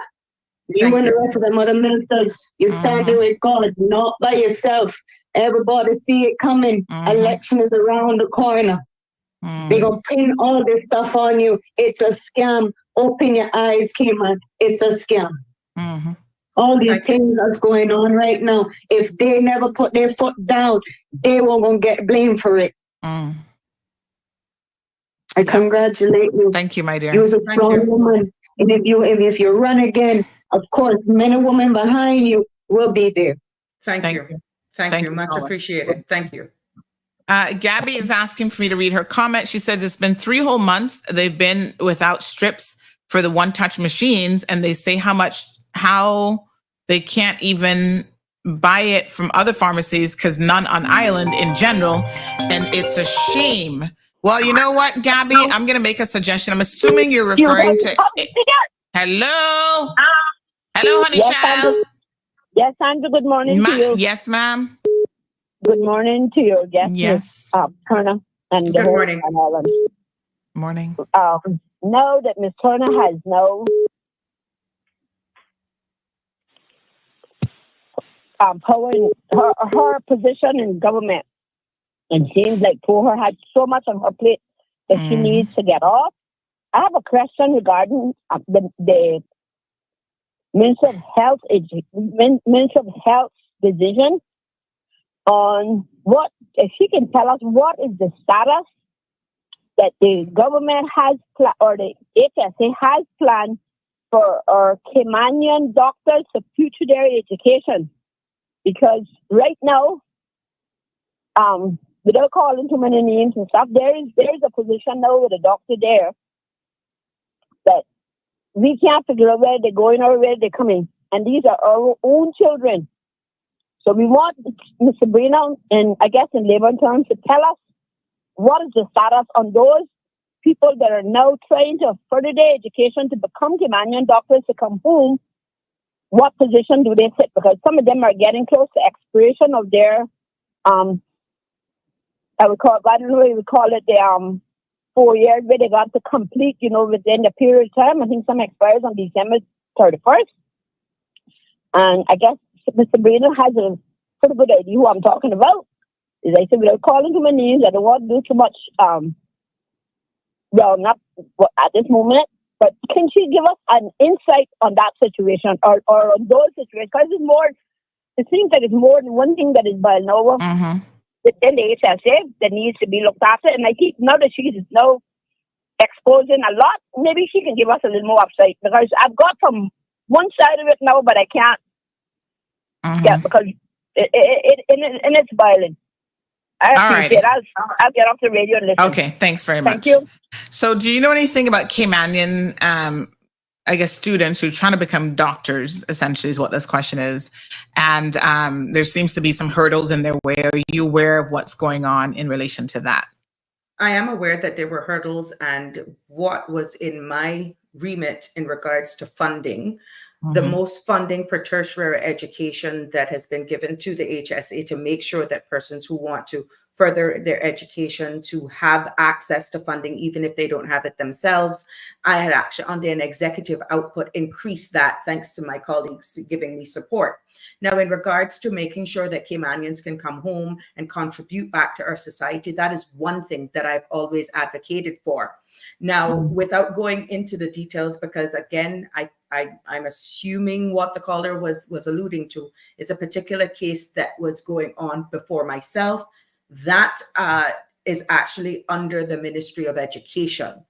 I do not know the granular details of it, but where funding is concerned in absorbing and welcoming our Caymanians back home once they've meet the requirements locally in order to practice in our Caymanians, in our Caymanian medical practices, I have been an advocate, and I've made sure that I've given access to additional funding, and I have given the mandate to the HSA board that we have to bring our locals back home and make sure that anyone who has an interest in the medical industry is given a priority once they meet the requisite requirements in order to do so.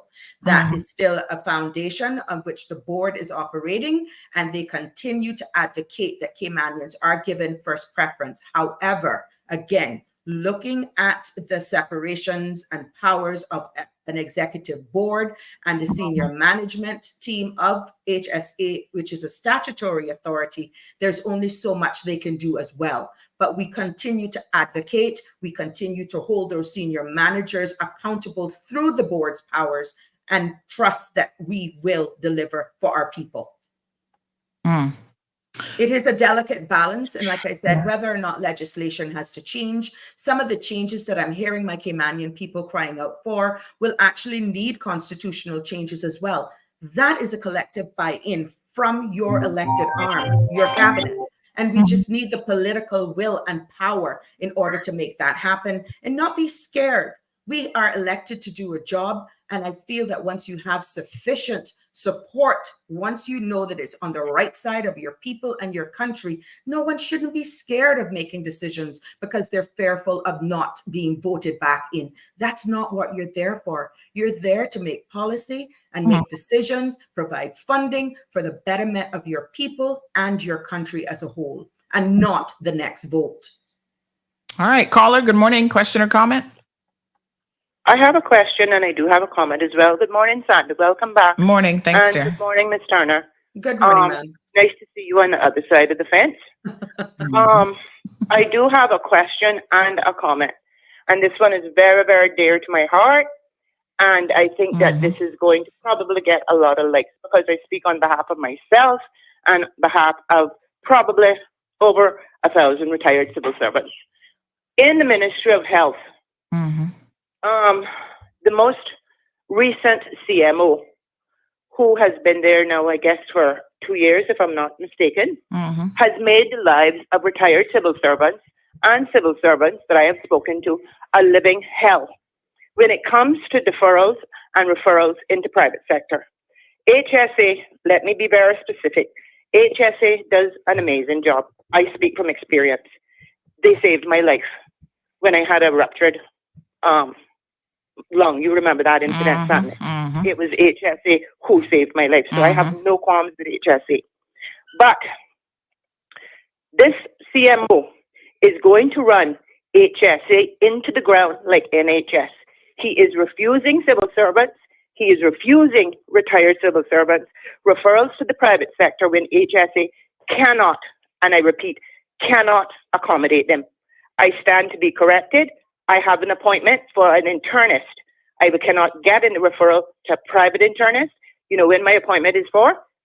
March of next year. The Lord will have come down, ascended, and gone back up by then. It is ridiculous. People are complaining. And the government that is in, the government that will go in, I don't know what is going to happen, but I know this. As long as this CMO is in power, and it is affecting so many civil servants like myself who are retired, who still have voting power, nobody, there is not one person that is in government now that I will vote for. And anyone who continues to keep this CMO on board, they will not get my vote, mine and many more. And that includes people from the BRAC. People from the BRAC are complaining about it. I am complaining about it, and I'm speaking on behalf of many other civil servants. What is the strategy here? She said in a comment, and let me refresh, that 3 things come first. I remember her saying education, health. She's very right. I know, I can't say a whole lot, but Ms. Turner was, when it came to this CMO, when all doors were slammed in my face, she was the only person who tried to guide me and assist me with getting assistance. I'm really, really triggered by just even talking about this. Because people that have chronic health issues and have worked for government, that is something that should be given to them. They shouldn't have to sit for 6 months in pain, waiting on a referral because of what? Financial constrictions. What about us? What's happening with the school in Kimmenbrack? Are we being denied? Are we being denied medical because of things like that? Leave me there, caller. Thank you very, very much. All right, my dear. Someone said to Thank please you, give Paul. her 1,000 kabooms. I speak on behalf of a lot of people. Yes, thank you so much. I do have a question now, and I know, Minister, over the next couple months, obviously you're going to be coming on the program more regularly, but as it relates to the reasons for the resignation, we do have the resignation video as well. I do want to kind of focus back on that for a second. I know you're getting a lot of complaints about health and other stuff, which means that, the people wanted you to come on more often. I'm going to be honest with you. I don't know what collective directive y'all had about how you communicate with the people of the Cayman Islands, and in particular, using this platform, which consistently has had 800 plus people listening to you this morning. This is where the people want our elected officials to at least partly engage. I'm not saying that they can't go on Julie's favorite Radio Cayman, which she said is her favorite, and now she's going to give them $200-300 million or whatever it is, whatever. But I question the reasons for the resignation. So we know now that one of the reasons you have said, and we're winding up the time that the minister has with us this morning, is that Mr. Bush was allowed to attack you and to speak to you in a disrespectful manner. Are you able to give us any examples of what you mean by that? I know you said there was a shift, especially after his court cases were done. He was allowed to basically be in cabinet for all intents and purposes, running the government. how does he speak to, and it's concerning, again, because we know Mr. Bush has a problem with women. How does he address you, Miss Heather, and others that had you all concerned? It is actually, in general, to be honest, anyone who stands up to Mr. Bush, like myself, who refuse to be bullied, who refuses to buy in because he said so, you're obviously and become a threat. He has loud outbursts, and he actually throws tantrums if it appears as though you're not going along with what he says. It should come as no surprise that Sabrina Turner actually exited the cabinet respectfully, because I had spoken to the premier the Wednesday night, and I said, I cannot continue with these verbal attacks 2 weeks back to back, coupled with, of course, it's public knowledge that one does not want to work with me. That's fine. He did me a favor. And then I have to constantly come in there. And the only thing that kept me focused is that the reason why I enter these cabinet doors is I'm doing the will of the people. And that gentleman sits in the front of me, continues to be disrespectful. And it's like you're fighting a losing battle. That's one element. And did she not say anything to him? This is where I'm confused. Not in my presence. Not in my presence. And I know that there were other colleagues who came to me privately and said that they did not agree of his outburst, but it's as though they're scared to do it openly. And that speaks volumes as well. But that stand apart. I am able to stand on my 2 feet. I walk and I continue to lead in faith. But what was being displayed towards myself, it is clear that he has axe to grind with Mr. Wayne Panton. That is obvious what he's doing. Right. I am collateral damage. And if you can't go to Mr. Panton directly, you will get it through me, because I am labeled that I can't speak for myself as a woman. I'm totally controlled by Mr. Wayne Panton. Now, let's back it up now, Sabrina, because we have to put the little puzzle together so that this makes sense. There was a few months ago this whole thing with the fact that you had taken a loan from Mr. Panton. It was obvious that had been leaked from, and I told you this, right from within your cabinet.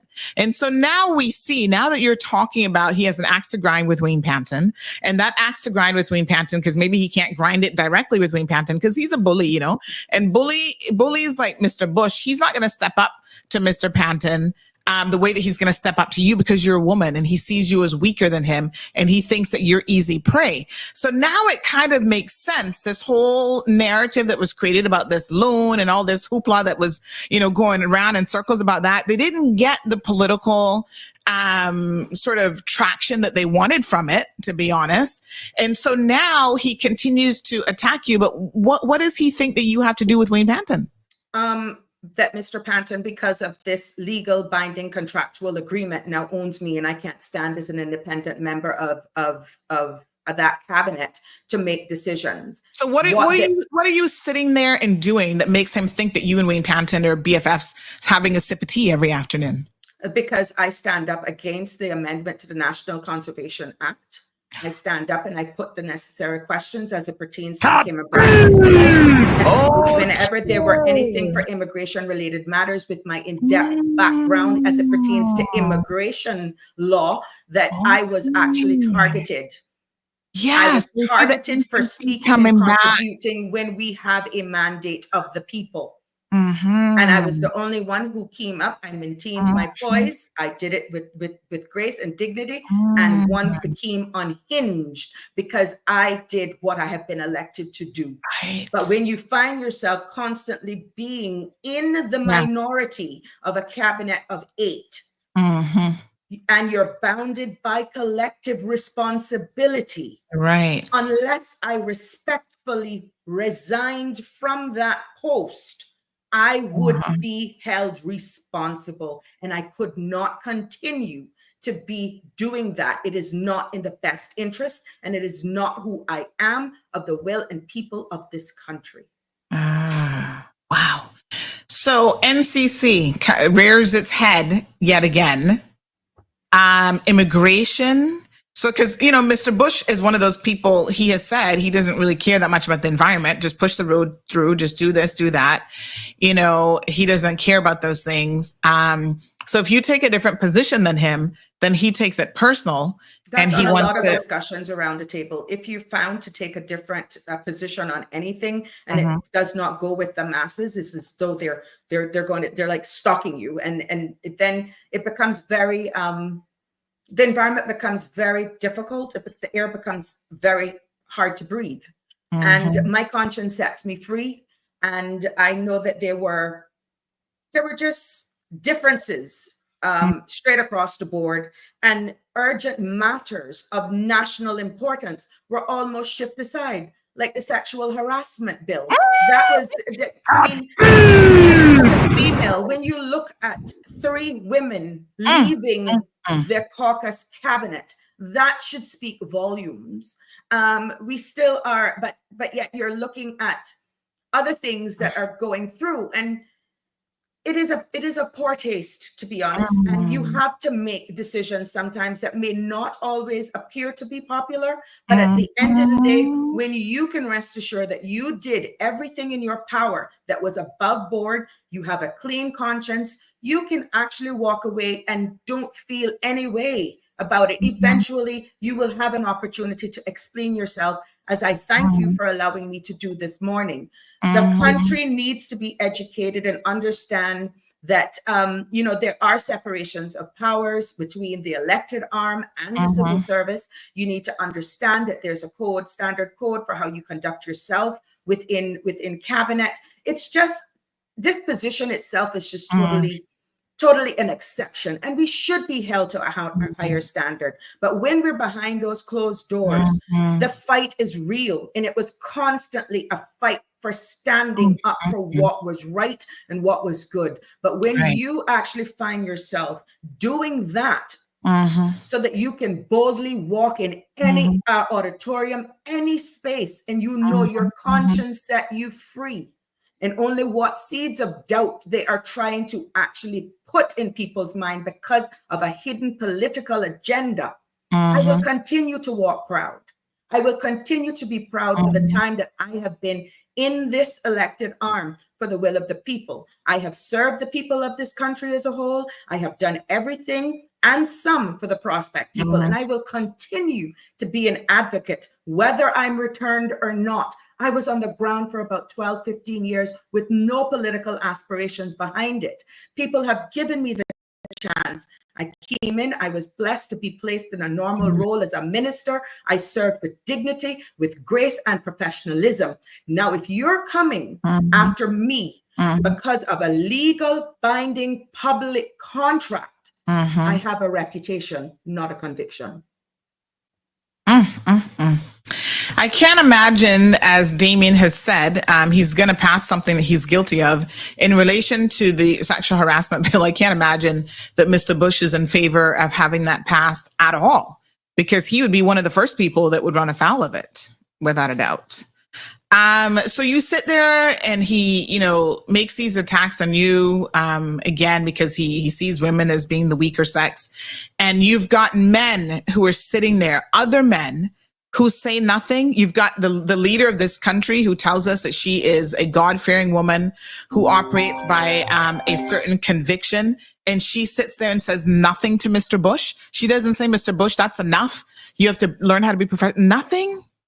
All right. Denver has the following. He says, I have to ask the question. If you can't come on Mall Road before, how can you now come and spew your guts against the government that you were a part of? That's not true. I came on you. I came on the Mall Road. That's an unfounded statement. Yeah. I was actually credited. Credited for coming on your show. The last time she was on, someone actually said to her when she came on to speak about the whole situation with the loan and so forth, to clear that up, someone actually said to her, are you not afraid that Julie's gonna, come after you, whatever, because you're in Mall Road? And she basically answered that very straightforward. Even as my ministry, we came on, we spoke about the STEP survey, and I sent staff to actually promote that. To be fair, the health ministry has consistently been the one ministry in government who has come on consistently all the time. They're here. And I can go back and tell you exact dates if need be. So Denver, I think you might be off the mark on that one.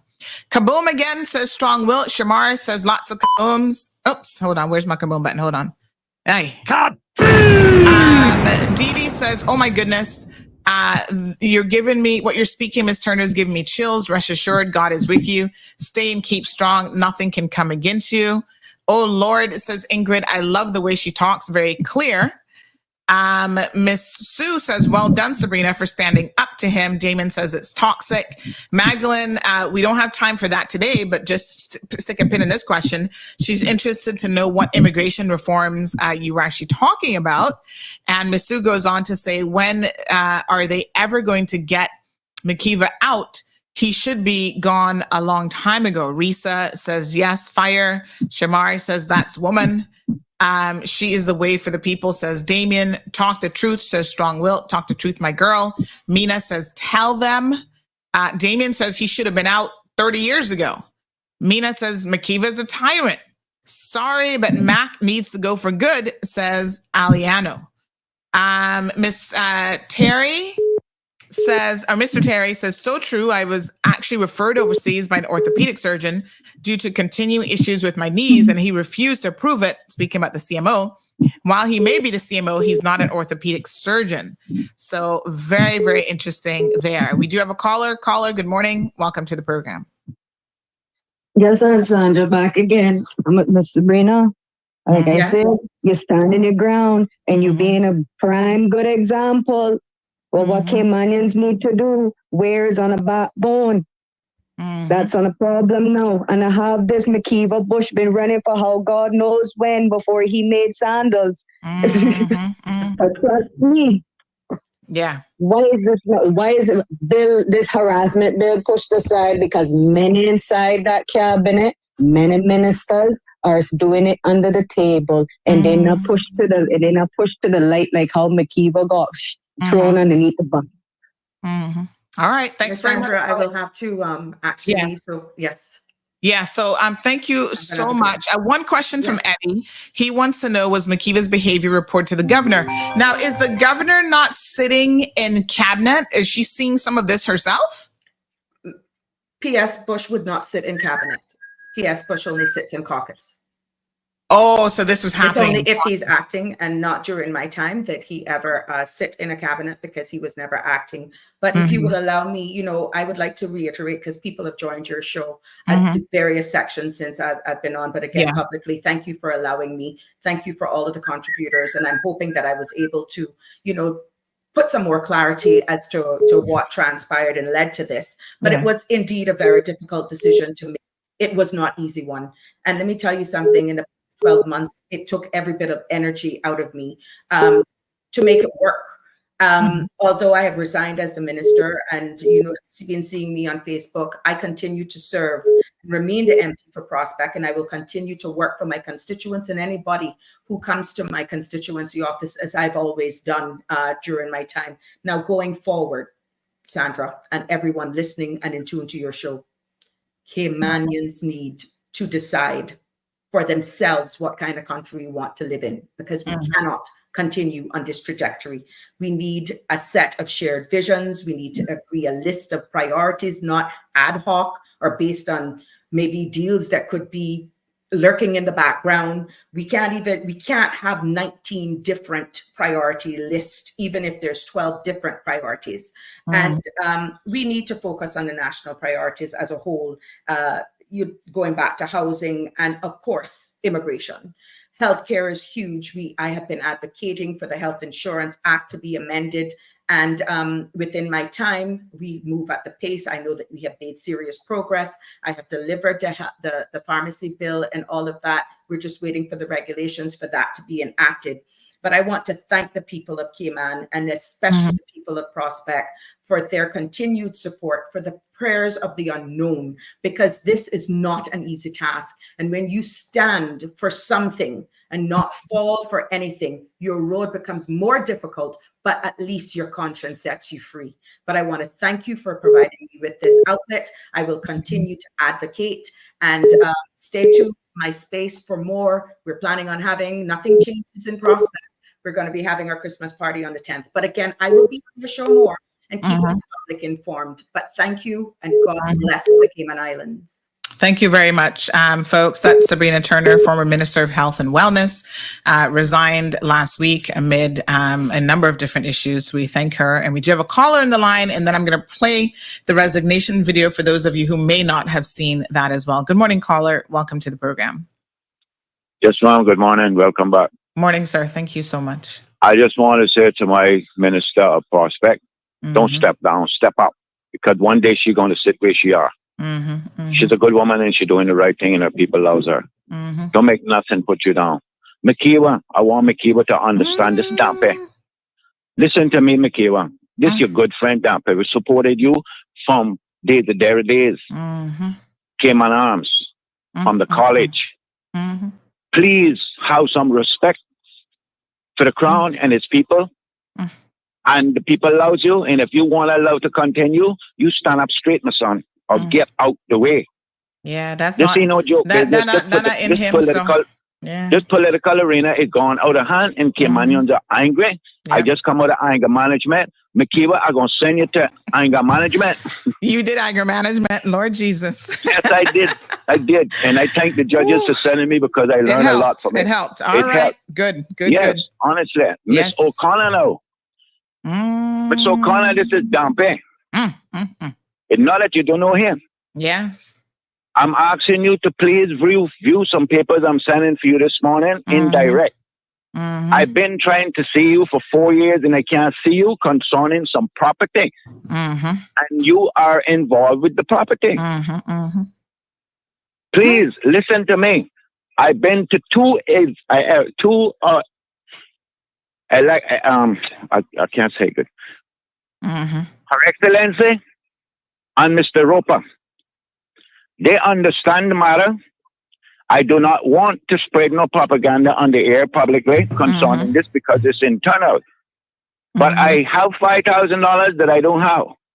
And I intend to go to the Commonwealth office to clear this matter up. Because it is serious for my family. And it's a hell of a lot of money and property. Ms. Sandra, you have some of the papers. I soon come to you. I thank you very much for letting me in this morning. Thank you. And have a nice day. Thanks, my dear. I appreciate it. Yes, ma'am. Good thing. All right, folks.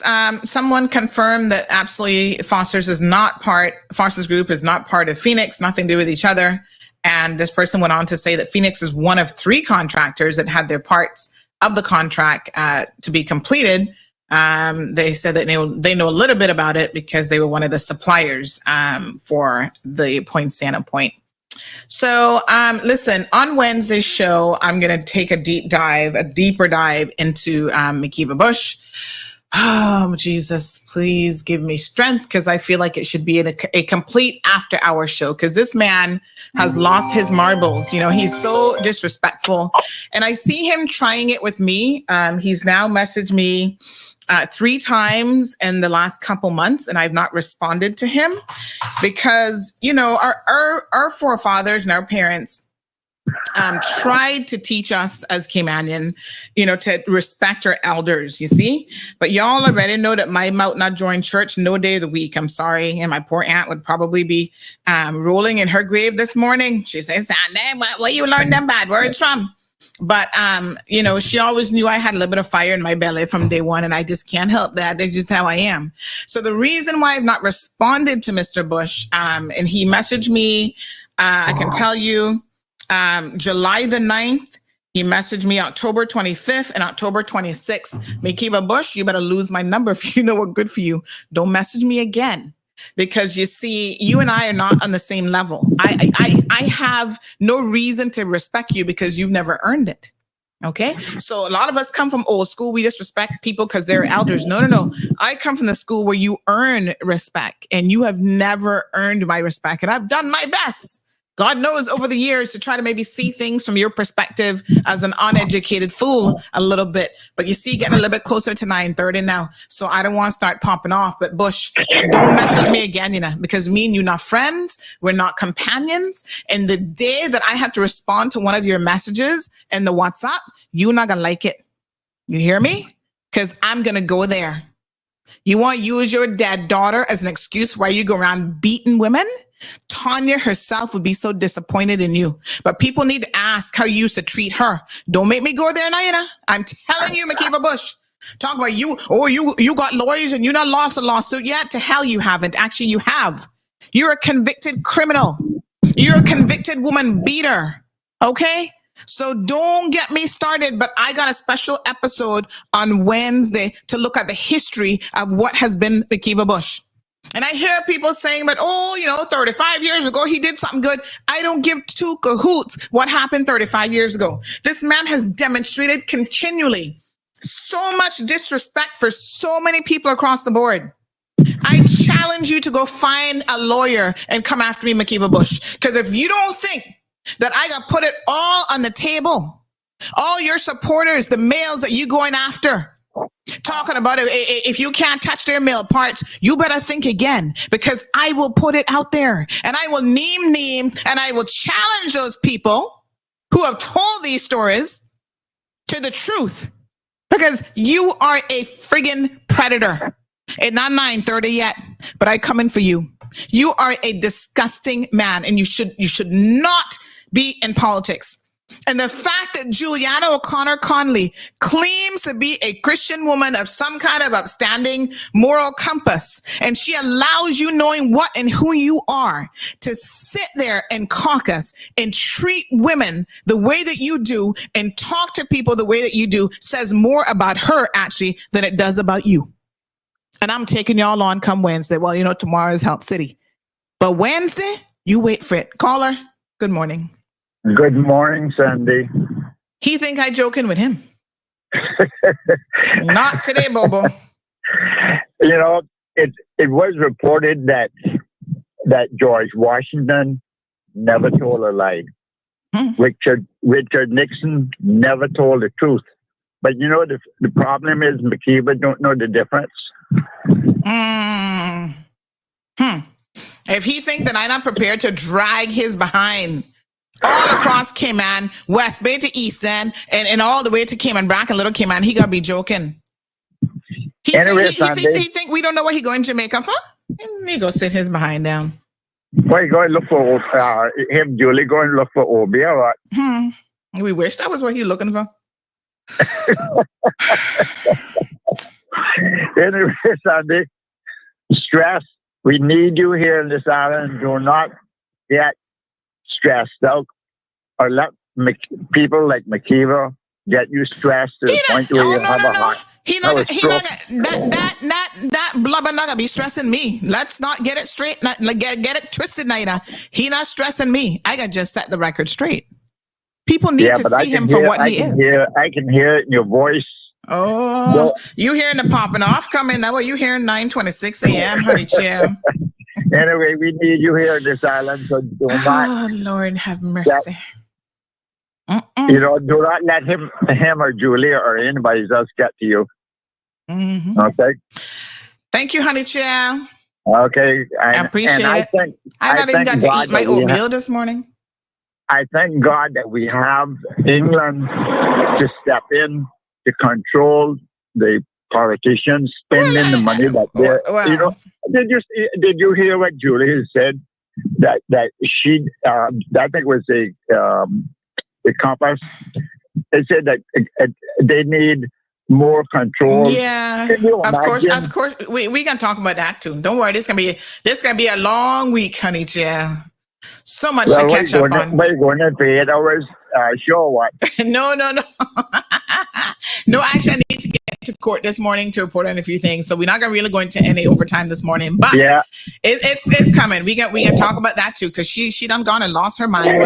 Whatever little bit of mind she had left, she's lost it with that comment. But you see, that's because she doesn't want any controls in place. That's what that's all about. And Sandy, if you were the last woman in the world, I would never marry, because you got the longest memory of any human being. Like those beautiful elephants that I saw in Africa. Thank you, Mr. Dexter. All right. Anyway, thank you. God bless. I appreciate it. So this person said the following. This is interesting. Hold on one second here now. This person says that there's no point in reporting McKeeva to the governor. We as Caymanians need to hold him accountable. He is an MP and a PS. So it is for the premier to hold him accountable in caucus. I heard from someone in there, not any of the 4 who resigned, that they believe McKeeva used to be in there intoxicated and belligerent. Oh, I wouldn't doubt that. He's a drunk. He's an alcoholic. Y'all think that that's a joke? Not no joke, yeah? Am I off radio yet? Lord have mercy. I can't hold it no longer. Sure. Let me look at my little timer and let me see. Counter. Oh, I think we are off. Hold on, Yeah, we off here. Let me just disconnect it now, All right, honey child.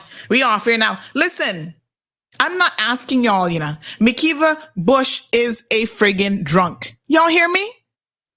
And he cannot help himself, and he refuses to get the help that he needs. Now, listen, alcoholism is nothing to joke about. It is, some people put it in the realm of mental health. It is an addiction, and people are addicted to all sorts of things. And without a doubt, when you have your handlers, who will sit there and give you a Coke, but before it even came to you, they had the bartender fill it up with, I forget what his alcohol of choice is. Somebody told me the other day, I'll have to get the name again because I want to be accurate, but some kind of rum or something he liked in particular. They fill it up with that and put a little bit of Coke to discolor it, bring it to him, and after 2 of those, because he had gastric bypass surgery, so that goes directly into his bloodstream, he is drunk as a skunk. The blubber, the fat, not really helping with alcohol level because your stomach is this big. So it goes directly into your system. So two drinks, whereas before he might have been able to have 6 or 7, 2 drinks in, now he really drunk and belligerent. All right. And y'all have seen him drunk and belligerent before, stumbling all over the place, falling on top of that woman, pulling her hair, and all this kind of foolishness. But McKeeva Bush don't like women that challenge him. He don't like women that stand up to him. So it is no surprise to me, right, that people like Sabrina is taking her licks because she has a different opinion than him, and she shares the opinion.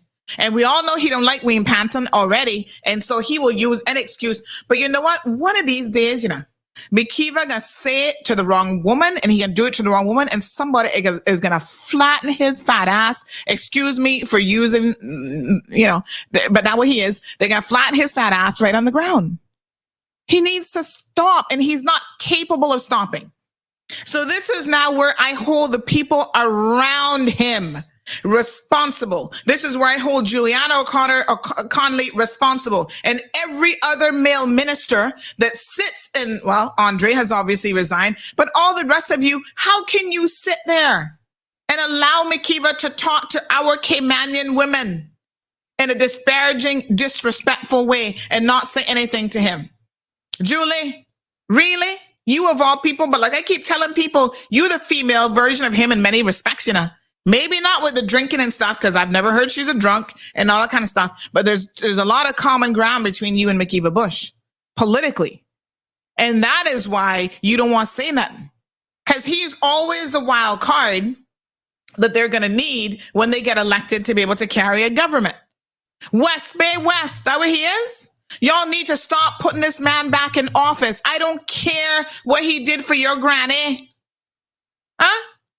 What is he doing to women? What is he doing to their mental health? The constant, abuse, physical, sexual, mental, emotional abuse that he's put so many people under in this country, and y'all can still sit down and put an X next to this man's name? Do you not care about your wives, your children, your grandchildren, to know that we have men in the community like McKeeva Bush? And y'all put this man up on a fucking pedestal? I know for one, I am sick and tired of it. And I'm telling you, McKeeva, don't message me again, You and I are not friends. We're not on the same level, none at all. And I will put your behind in place in a hot minute. I'm not an elected official. Hear me and see me clearly. Okay? I'm not an elected official. I don't care to be your friend. Your little comments about, oh, you need to go far and stay far. Fuck you, McKeeva Bush. Okay? I'm a Caymanian. just like you. And you not know better than me. God knows it might be quite the opposite. All right? I've come from nothing. You claim you came from nothing. The difference is you've not really raised yourself very high. Okay? As a man who claimed you had no high school education, well, I see that in your writing every single time you message me. Please stop it. Check out spell check in Grammarly. Stop messaging me because you're really starting to get on my last nerve. And you know what happens when people get on my last nerves? I start to really open up Pandora's box on them and tell the truth. All these stories that are circulated around this man, even with his treatment of his poor wife, I feel so bad for that woman. I don't know how she could stomach him all these years. God knows. Really? McKeeva Bush, you must remember your poor and only daughter, unfortunately, I knew Tanya, passed away. And you have desecrated her memory and her name about, I can't handle my liquor and I'm depressed because my daughter and my mother died. We have all had people die in our lives that we love. And that's not an excuse for you to go on being a tyrant for the rest of your life. You're a common drunk and you just don't want to deal with that. That's one of your issues. You're also in the closet about a couple other things when it comes to men that maybe you need to come off of your high horse and stop pretending, that you so Christianly and want to sing up in church. This is why I support the LGBT community, because I want them to be who they are. You shouldn't have to hide either, McKeeva Bush. You want to offer men $1,000 for a blowjob? By all means, feel free to do so. Don't be up in church singing in a church choir and speaking out about the LGBT community and pretending like you're not who you are. How many Caymanian men have you approached? How about what you want to do to them and where you want to stick it and blah, blah, blah. Oh, yeah, you were drunk then too, I'm sure. That could be your excuse. But you can't hide who you are. You're a common drunk with a lot of issues. Okay. And you got the nerve. I was trying to find my messages, from when I messaged this person, when I messaged McKeeva Bush, and I said to him, sir, with all due respect, I'm pretty sure you got a problem with alcohol. This was way back in, what year are we in now? 2024. This would have been probably 2016, 2017.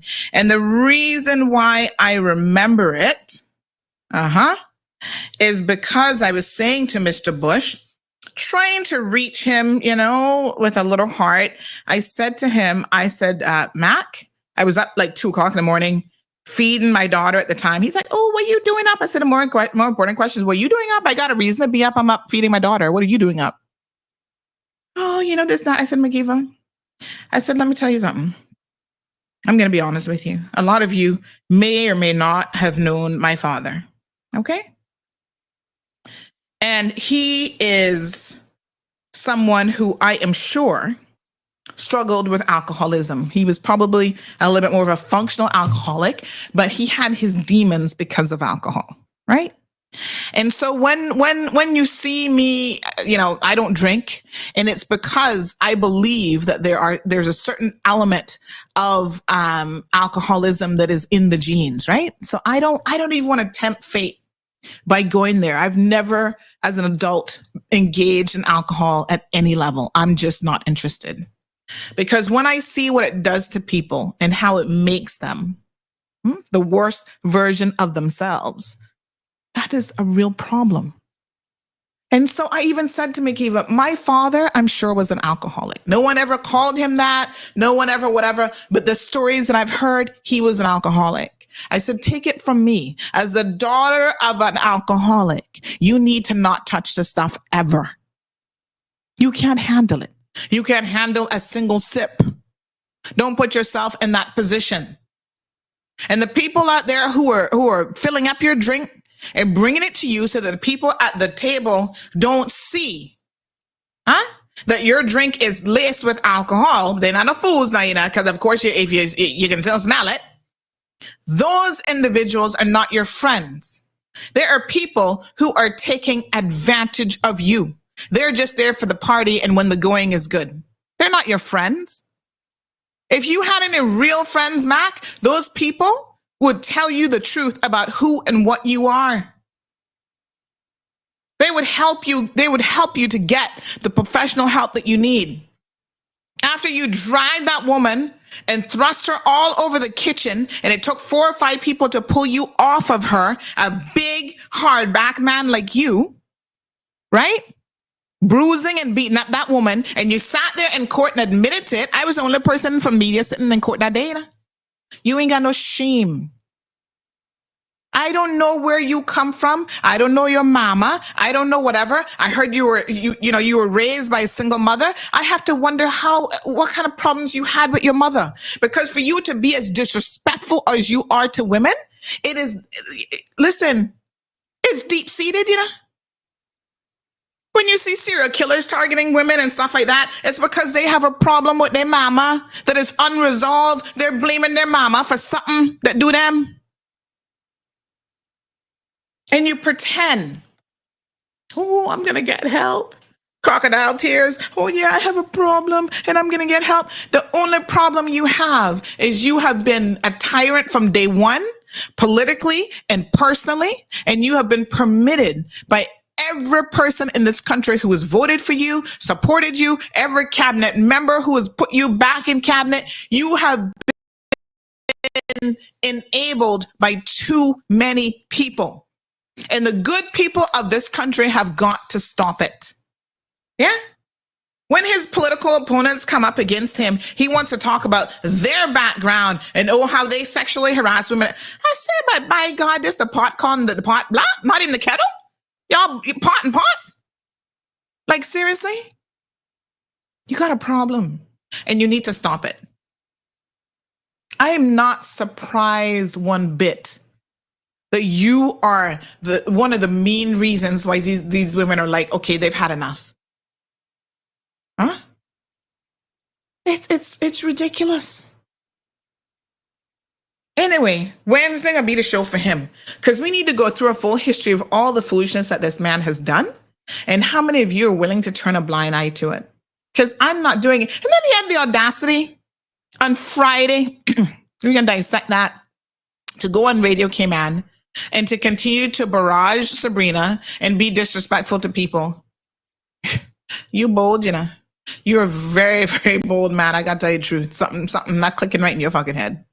I'm not lying. Lord Jesus.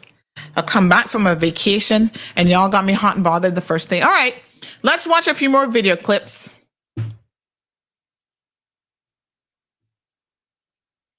We are holding a very short press conference to update the country that the 4 of us this morning have tendered our resignation as in respective roles of Deputy Premier, ministerial roles, and parliamentary secretary roles, but crucially not as our roles as elected members for our respective constituencies.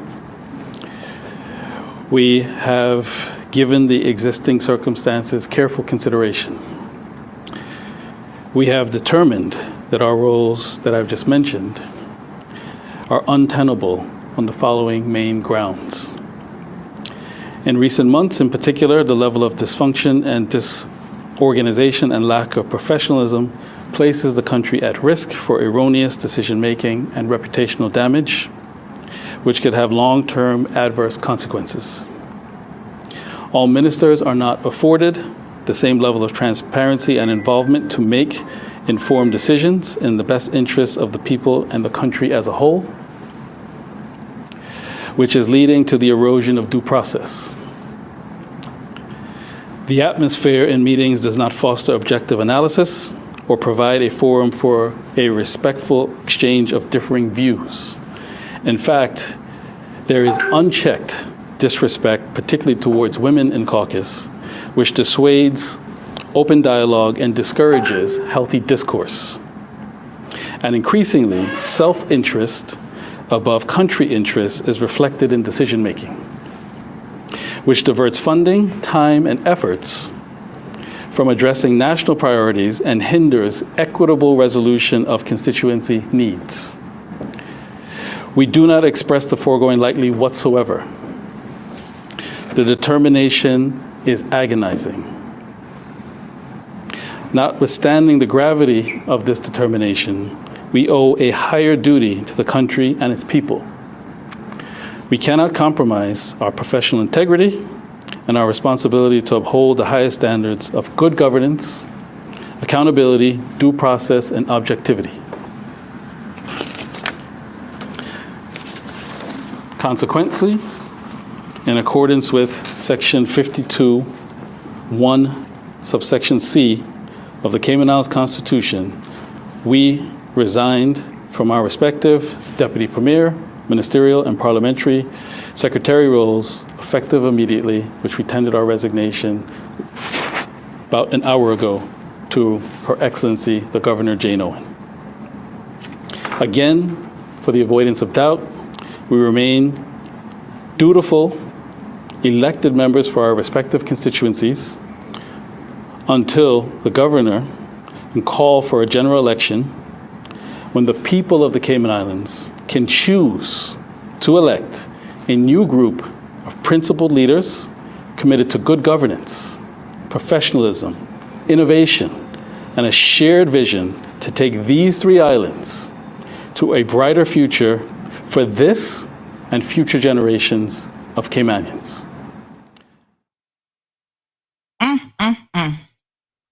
What a hot mess. I mean, there you have it. Wow.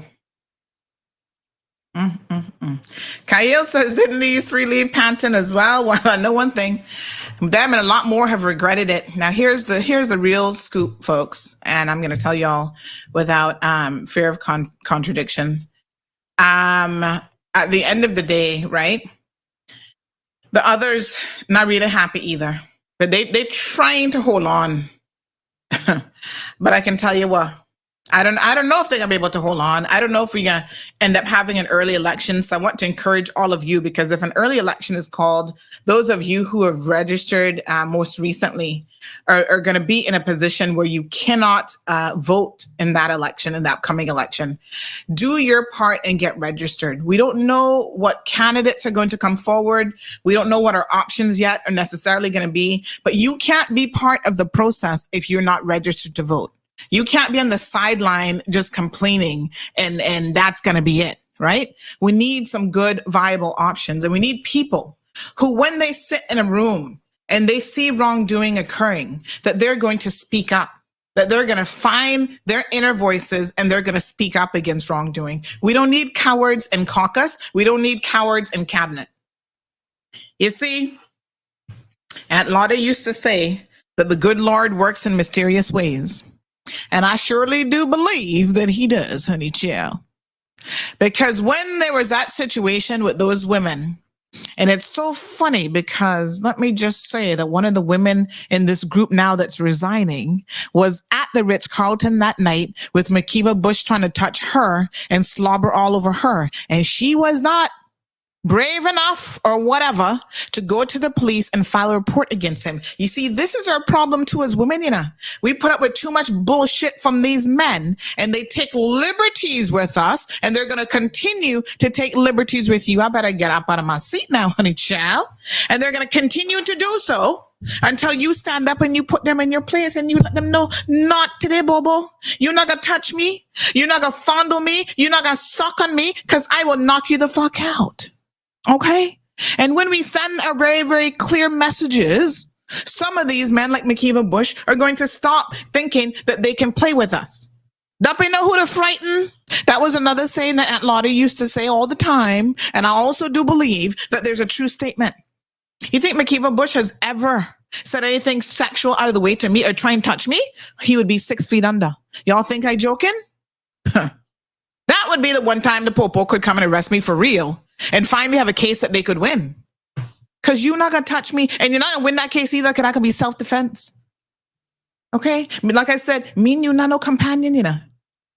You not going to romp with me, not today, Bobo.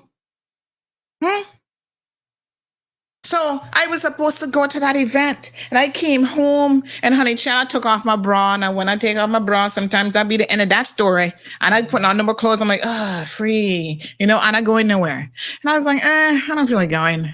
It's just a reception, cocktail reception. I don't need to eat again. So I didn't go. And it's probably a good thing I didn't go. Because if I had seen Mr. Bush going on that night, I was going to push him down those back steps at the Ritz. You know the back steps, right? Where you can come up through the back and leads into the reception hall. I was going to kick him right down the hall, right down those steps. And then I would have been the one who looking like the fool. And look, my inside. They didn't push down McKeeva. Mm-hmm. Good thing I stayed home, not true? Bush, why don't you promised us that you were going to retire? Why didn't you go retire for real? Oh, my God. Keep playing though. God can soon sort you out. You keep it up. Anyway, we have a comment here on Instagram that I just saw that shocking, but that somebody can finally say it. He paid my brother $1,000 to blankety blank him. My brother showed people at Hell gas station. He'd brag about it. Going by the jungle, put his arm around men and pull them close to him and whisper to them, Tony? What's Tony? Who's Tony? Yeah, listen, I don't know why y'all pretending like this is something new with McKeeva Bush, He has had a deviant side of him for a very, very long time. So thank you, ma'am. I think you're ma'am. J.E. Banks. Thank you for speaking up because $1,000 seems to be the going rate with him. That what he wants to offer people? I'm not surprised. Mm-hmm. The same homosexuals that this man wants to lambast and get up talking about, homosexuality and this and that and blah, blah, blah, train harsh. I'm telling you. People know. And people who are straight, he be trying to turn them. Oh, God. The names that come into my mind here right now. And y'all know, like I tell, don't make him challenge me to call no names, because those people got to stand up and tell the truth. I believe that they're going to stand up and tell the truth about McKeeva. And they got to say, yep, he propositioned me too. Except I'm a straight man, a married man, and a straight man. And I'm not pretending like Mr. Bush. All right. He's a Diddy of K-Man, says Jean. Yeah, girl. Yeah. Mm-hmm. All right. I got to get to court. I want to catch a little court associate this morning. Kyle, you sit there talking about, hold on, what? You Mac Diddy? Damien says Mac Diddy. Lord Jesus. Ay. Anyway, listen. Linda. We just back from vacation. Whew, Africa was hot, but Cayman hotter. I gotta go, Shimo. I gotta go. We gonna talk about it some more because I'm sick and tired of people in this country living in denial. Okay, we can pull ourselves out of this hot mess one way or the other. Mm-hmm. Good morning, caller. Good morning, Miss Sandra. How you doing? Good morning. How are you? I'm not too bad. Good. I will be better if you speak about all the politicians they corrupted. Mm-hmm. Because I think focusing in one and not talking about others who beat women before and done all kind of things against women. So you need to speak not in one person. Speak about others who Amjad, if you listen to this program, you will certainly know that nobody is safe. But who is it right now? Who's the person that these people resign because of? They're not mentioning nobody else. They're saying McKeeva Bush. No, I don't want to mention name. I just telling you there is others who was leader of the opposition, beat woman, who was premier, beat woman, who was minister, beat woman. Who are you referring to? Alden McLaughlin? I'm not referring to anybody. Well, you have to be referring to someone if you were saying they were leader of the opposition, they were premier. You need to. I think most people know that Alden has a past of allegedly breaking his wife's collarbone. I'm not saying that. Look, you're not. Excuse me. Then you can't. I'm not saying anybody name. Okay. I'm not saying anybody name. Amjad, listen to me very, very carefully. To say this. Listen to me very carefully. You can't come on the radio and ask me to call names and then give clues about who it is, and then you don't want to call their fucking names. You got to call their names too. Find your balls to call their names. Just I want to say something. those who resign, they are irresponsible because they put this country in to be without a government. But that's not true. The government says they still have resignation. caucus. They have enough people to run the government, is what Julie just said. Are you saying you don't believe Yeah, Julie? and then second, why those all this time they are part of this government? Why they resigning now? If they know these reasons, they resign now. And the person who Amjad, I need you to pay attention now. Listen to what she said. She said she tried to make it work for the past year that Julie has been there and has been allowing this to happen, and it has progressively gotten worse. But she was trying to make it work. But my question is, if somebody is abusing woman in cabinet, true, I don't know if that's true. I wasn't there. She said in caucus, or yes. whatever. Uh-huh. Yes. Why she wait all this time being part of the government, all this time, why she don't resign? Second, what did you? No. Let's not get to second. Let's answer it. I think she explained it very well. That she tried, and it was getting progressively worse, and nobody else in there, including the premier of this country, was doing anything about it. You see, this is the difference now. If Wayne Panton was there, and this is why somebody like a McKeeva Bush has a problem with Wayne Panton would not allow him to do this. Okay? That's why Chris Saunders hello, Amjad, listen. That is why Chris Saunders got fired. Because women put in writing complaints to the deputy governor about what he was doing to them. Wayne Panton is the only premier in this country who has fired and demoted more ministers, his own government, than anybody else. And people like McKeeva Bush, who don't like to be held accountable, do not want a leader like a Wayne Panton. They want a leader like Juliana O'Connor-Conley, who's going to turn a blind eye. No, I'm not calling here to defend Mr. Bush. Mr. Bush capable to defend himself. I'm here asking those questions because and I'm giving you the answers. The Caymanian people asking why. Well, the Caymanian people, to be clear, the Caymanian people are not really asking. You're asking, okay?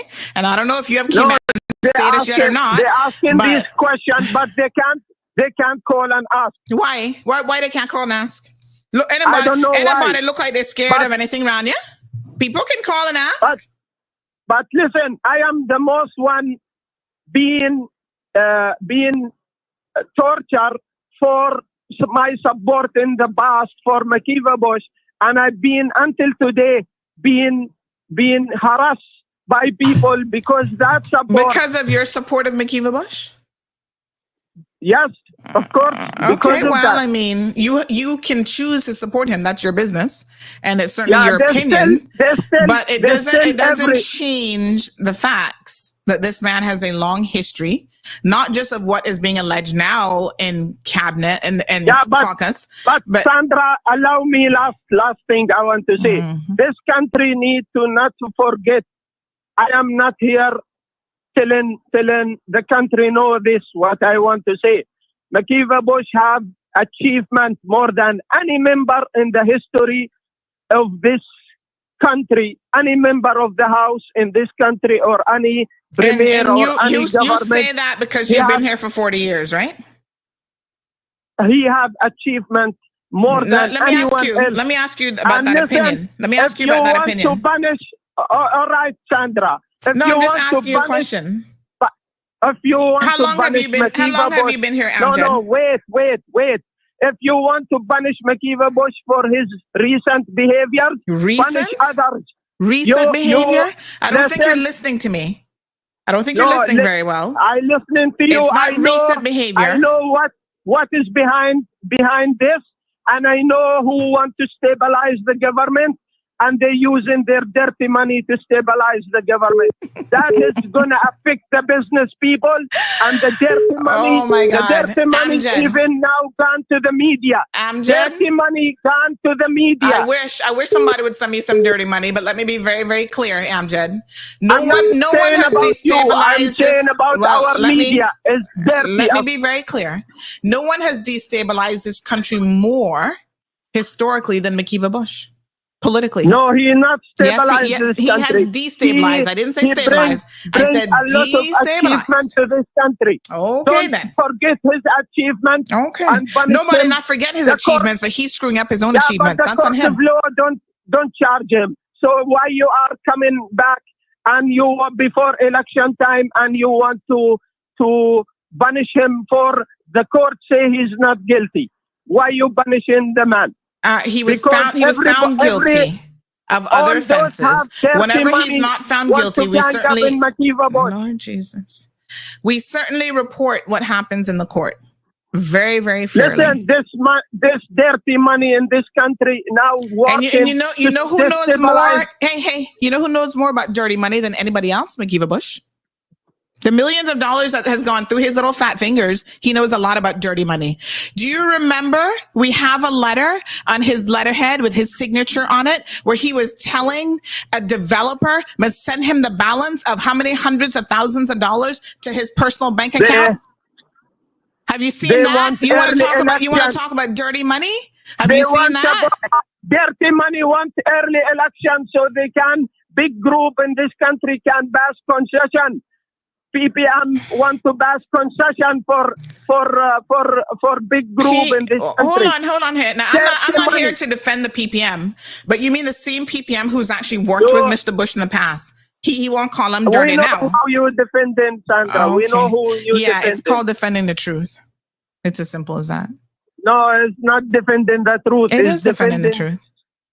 Standing with one side against other side. Amjad, politically, you involved in politics. Amjad, do you have your status yet? Let me ask you a question. Do you have your status yet? No, and they can take anything they want. I don't care much. No. You don't have your status yet. You didn't get your PR, your status. No, because it's important if you're going to call in and you're going to defend Mr. Bush.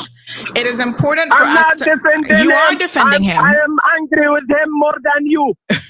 I'm angry with him for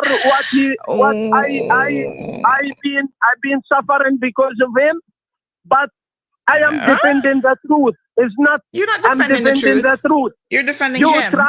You try and destabilize the country. You and the one they resign. I'm trying to destabilize the country. You see, Amjad.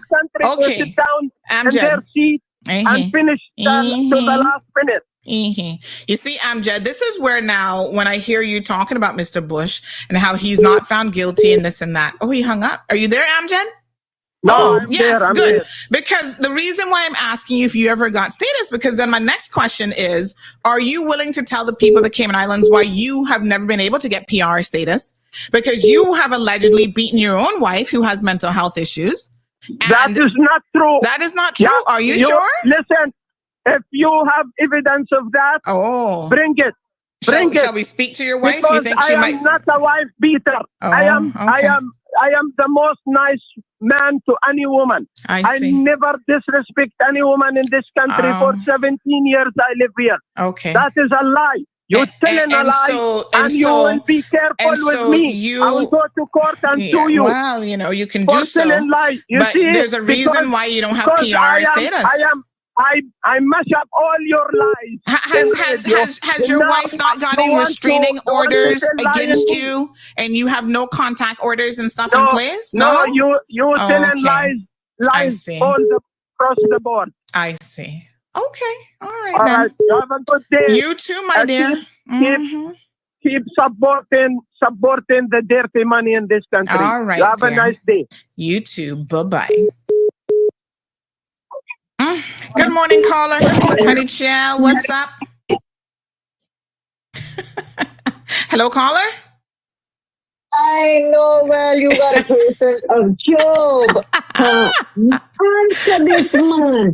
and allow him to keep talking on your show. Jeez, on peace. I'm gonna let honor your from behalf of Caymanians alone. And I expect that and I got on a free PRs and free work permits and everything. He can't get none because of a history with the wife. That's the whole point. So people are sympathetic towards Mr. Bush because normally they fall in the same basket as him. So one wife beat her to the next. I mean, they on their knees for Mr. Bush. They on their knees. They on their knees to get to live here from the third world, so-called country. So don't call Cayman third world if you got run from your country to live in mine because mine is safe. Thank you. Safe. Trust me. Hello, he crazy.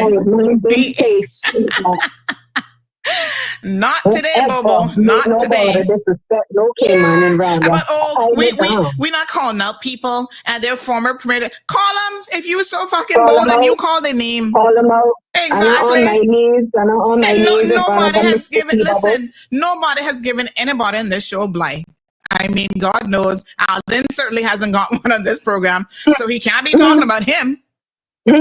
Everybody know Alden mysterious case with the broken collarbone with the wife and what his brother-in-law said years ago in the election.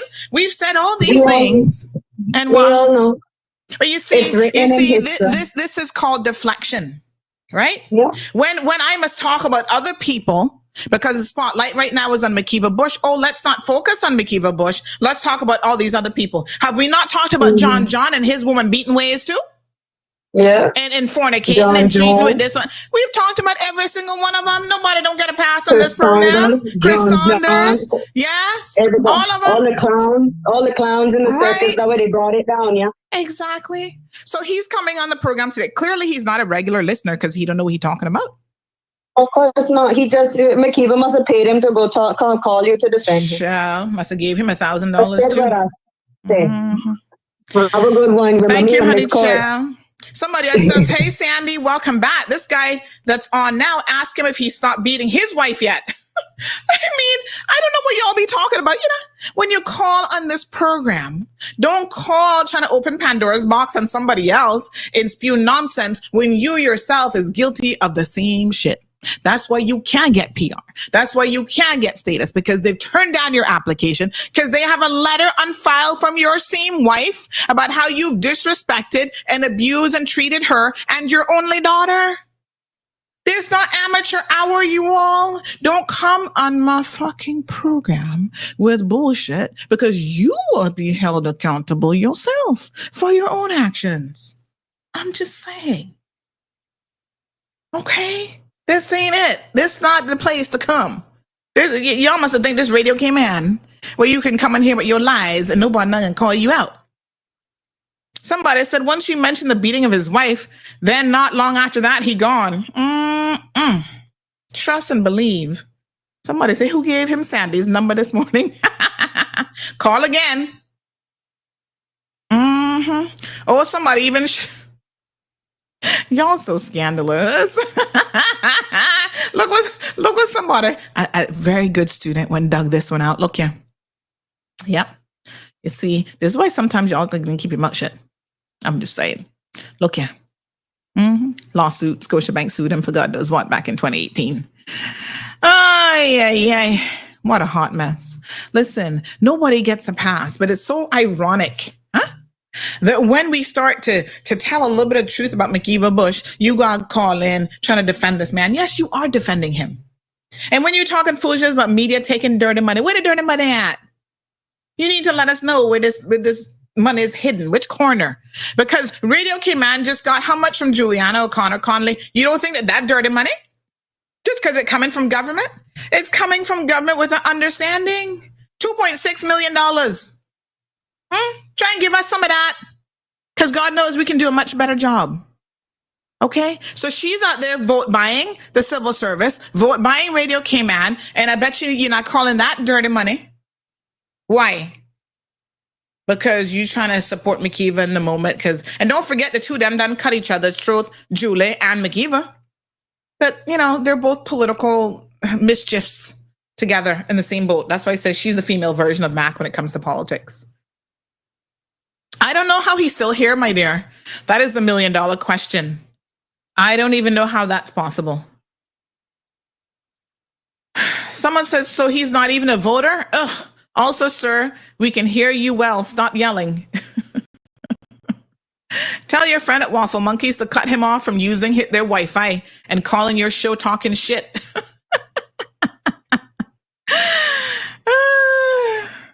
Oh my God. Amjad only been Cayman 17 years. I thought he was here much longer than that. Oh, mess. Lord Jesus. A minority government should not be allowed. They can do a lot of damage to the country by changing regulations, which do not have to go to the House.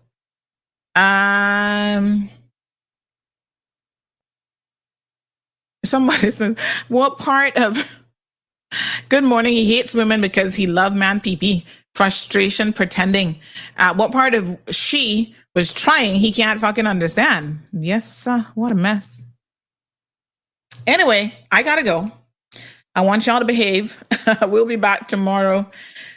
This person says, yes, we got enough cowards in the civil service. That's a major problem. They see and know wrong and don't speak up. Somebody said McKeeva's drink of choice is Johnny Walker. You just have to trust me on that one. He used to love Zacapa, but he can't handle it now. Well, he can't handle Johnny Walker either. I'm just saying. So, you know. All right. Thank you for the welcome back messages, folks. I had a fantastic time. Keith says, Miss Sandra, can we all get some of that dirty money that's going on? Right? 2.6 million of it over there. Another 75 million gonna be circulating in the BRAC soon. What else? She got a lot of dirty money circulating, so we better try and find out where the kitty is and see if we can't get our share too. Lord Jesus. You see, this is the problem. When they can't buy you, they want to make all sorts of accusations against you. Talking about dirty money. You better go get a real job. That way you better try and do. I'm just saying. Folks, thank you so much for tuning in. Y'all have a fantastic and blessed Monday. Weather, a little bit of weather's here. We'll check in tomorrow with the Cayman Islands weather folks and hazmat to see what we need to do. Now, y'all should be, this person sent me this. This is funny. They said, man, cut that fucking call or end the call. And look at the little, look at the little things that they said. Oh my God, y'all are so funny. I did miss y'all for real. But listen, you know the drill now. We've been through this a couple times already this hurricane season. So this is nothing new. Get ready. Prepare, right? You know what you got to do if you're in a low-lying area. Prepare yourselves. No school tomorrow. The children will be kept at home. And so make your preparations today. All right? Cook up your little pot of whatever, soup or whatever you're going to have for tomorrow. And hopefully this storm is not going to be a hurricane by the time it passes by us. And we'll be A-okay. All right. Hasta mañana, Ingrid. Toilet paper time, says Damien. I think y'all should be well stocked with the toilet paper now. I don't know what kind of bonkers y'all be wiping all the time, but you don't need that much toilet paper. Use single ply. Listen to me, who hates a single ply. It's on you to use it. All right, good folks. That's all she wrote. Somebody says, what is his name? Amjad. Amjad is his name, honey child. Mm-hmm. Anyway, you know, it's so funny that Amjad has always been as vocal as he is, and I support everybody's right to participate in a conversation. But boy, he be coming like he a Caymanian for real though. I'm just saying, he be vocal like he from what, straight out of West Bay West, like he's straight from Goat Yard. No sir. I'm like, dude, tell me where are you from again? Mount Pleasant. What part of West Bay? No, sir. Kiva got you all up in your feelings, honey child. Trying to defend him and his foolishness. Deflection. Don't come to me today talking about other people who've been called out in the past. That's McKeeva's biggest thing. He does that all the time during the campaign as well. When people run again, oh, well, this one got a record. This one did something 30 years ago, didn't it? 50 years ago. Yeah. We know, McKeeva. Just like you have been doing it for the past 50 years. It's like, dude. And the problem is he don't stop. You know, y'all could make an argument to me if I was bringing up something that Mac did 25, 30 years ago. And y'all couldn't say Sandy, all right, honey child. You need to let it go. And everybody needs a second chance. And every saint has a past and every sinner has a future. You could make that argument to me if McKeeva Bush has stopped. The problem is he not stop and he not stopping. All you got to do is give him one little tops of a rope, you know? And he got give him 1 inch, not even an inch. Give him Toto's inch. And he taking the whole kit and caboodle with his attitude. That is the problem with a narcissistic idiot like McKeeva Bush. He cannot help himself. And then it's compounded by his alcoholism. Right? That way the man has the audacity to be messaging me. But like I said, if you know what's good for you, you're going to stop messaging me. Because, the day I respond to you, you might have to hold your little heart. Because that day you might want to run to Health City and ask for a quick executive check. Because you're going to need it. Okay? So stay out of my DMs. All right, Mac Diddy, stay out of my fucking DMs. I'm not a civil servant, so you can go bite on the hand and suck on them, and they can talk foolishness. But I'm not sure. I'm not sure if that was assault. I'm the bitch that's gonna kick you in the fucking nuts. Okay, that's me. I'm crazy like that. I'm from Georgetown Central. You understand me? Yeah. So I not gonna be like, oh my God. He just sucked in my hand and gave me a hickey in my hand? But I don't know if that's wrong. That is wrong. And I'm the person who will punch you in your motherfucking head if you do something like that to me. I will lose my shit. Okay? Because I got a daughter and I think about, wow, if you did that shit to my daughter, I would beat your... Listen, I'm not a violent person, but I would dig deep and find that bitch and bring her out, and I would box you. Yeah, I'm not the person. And I say that as a person who's never in my adult life even been in a fight. Now, in high school, I had to beat up Mike because he touched me. You see? You see what happens when people slap Auntie Sandy? She loses her shit. She goes crazy. Yes. And there's only one person, poor Mike, in high school who dared to do it. And I almost killed Mike. Yes, I was on the floor, tumbling and rolling with him, beating his ass and scratching him up as best as I could. So much so that all the kids were like, oh, Mike, you got your ass beat up. That was when Mike Tyson and Robin Givens were having problems. Remember, she had beat him too. And then they were like, yeah, you got your ass kicked again, Mike Tyson. Yeah. And he tried to come for me a second time. And I said, I'm not having it. I don't know what women and men raised you little boys for y'all to believe that you can do this sort of thing to women, but not me. And not gonna be me. My poor monitor gone off. Where's my little remote control? So I think I gotta send this new monitor back, man. This thing don't be working half the time. So yeah, I'm not the one. I'm sorry, but I'm just not the one. Okay. Most people have enough sense to know that about me, that I time to get a little crazy and hurry that Georgetowner. You better believe it. And as it turns out, I have enough West Bay in me to add a little bit extra to the crazy. All right. Keith says, can we take the time to kindly ask Foster's Food Fair not to jack up the prices due to storm? They don't do that now. Come on, Keith. Foster's they do not do that. Prices might be going up for other reasons, but they don't do that because of no storm. They've never done that. And I can stand firm in my conviction about that. What a mess. Anyway, good folks, y'all have a beautiful day. I got school work to do today. I got a meeting to attend and whatever. And so it is. Yes, they do, says Janelle. I'm going to, I challenge you to show where they have because of a storm. The stuff that's already on the shelf is already out and it's already priced. So you go buy it now and you're perfectly fine. Hello, Malita. She says, hello, West Bear over. Yes, sir. Yes, sir. Take that. He don't know. He should know about them West Bears. He should know. They not got no sense. And to be honest, it looked like I'm about 85% West Bear. So the Georgetown is more recent. So make him mess with me. He'll soon find out. What a mess.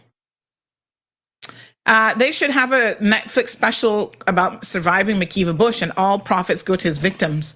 Oh, that's a good little idea. Tell them the truth. Sandra, thank you. One more call. Good morning, caller. Yeah, good morning, Sandra. Welcome back to... Tell them the truth. Good morning, honey child. Turn on the radio. Oh, hold on a minute. All right. This is the girl that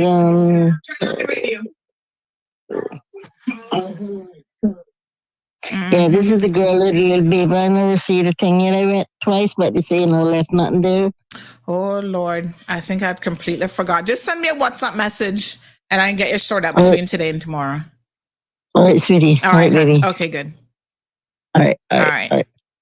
And I try to help members of my community where I can as well. Anyway, McKeeva Bush wouldn't know nothing about that because every time he helped you, it come with a little price.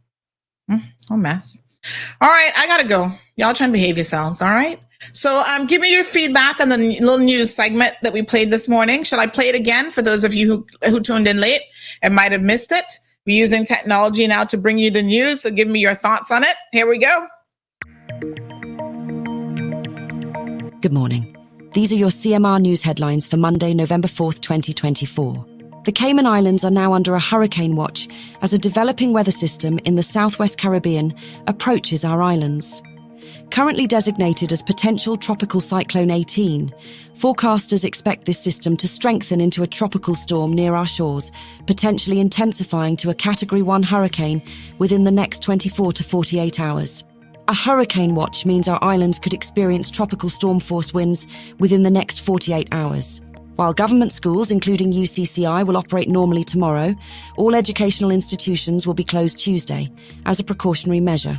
UCCI has announced it will shift to online instruction Tuesday to maintain academic continuity. Students should monitor their course platforms for specific instructions from their professors. The Cayman Islands National Weather Service is maintaining close surveillance of this weather system. Good morning. We have a further weather update.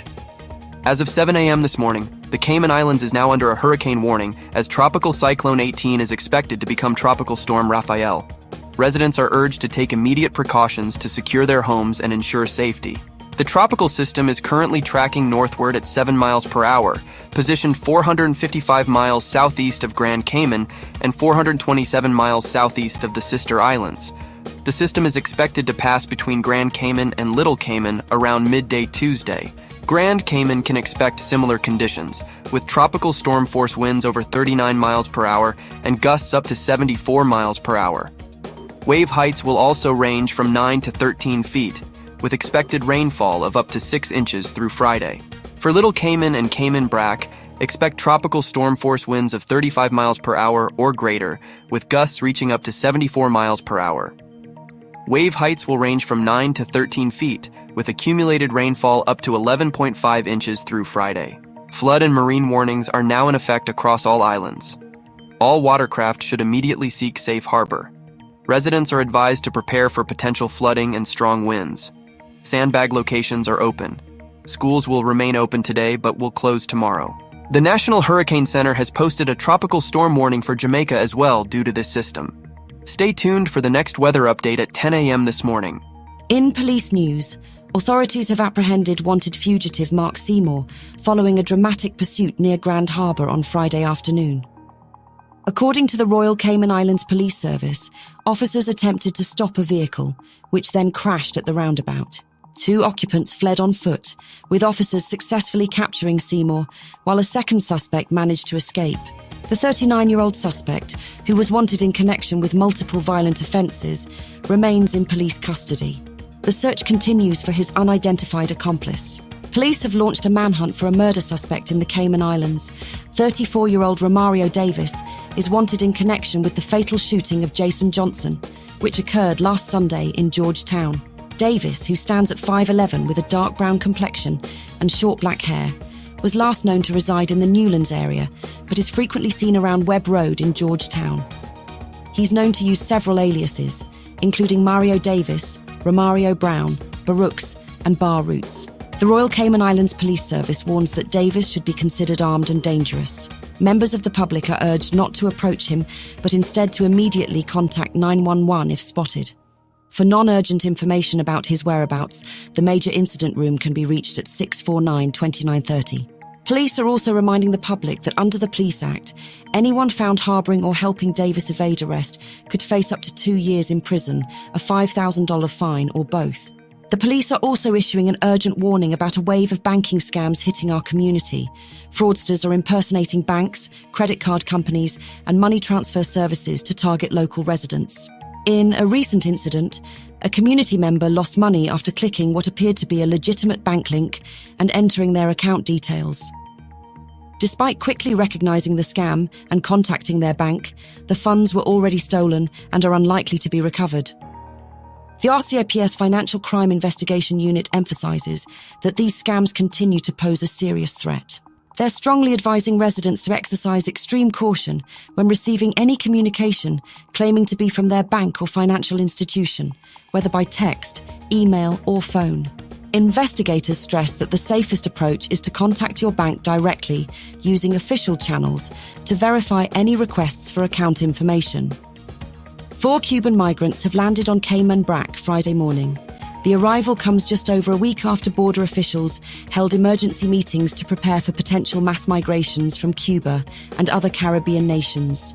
Local residents spotted pieces of the migrants' vessel washing ashore around 8:30. Customs and Border Control officers are now processing the 4 men according to standard protocols. The timing is significant, as Customs and Border Control Director Bruce Smith had convened a multi-agency mass migration committee meeting just last Tuesday to address growing concerns about regional migration pressures, particularly from Cuba. These arrivals mark the first test of the recently reviewed emergency protocols. We'll bring you more details as this story develops. Political tensions grip the Cayman Islands this morning, days after a major shake-up in government leadership. Here's what we know. The Cayman Islands government faces unprecedented challenges after 4 United People's Movement ministers walked out on Thursday. Premier Juliana O'Connor Connolly broke her silence late Friday, projecting calm amid the crisis.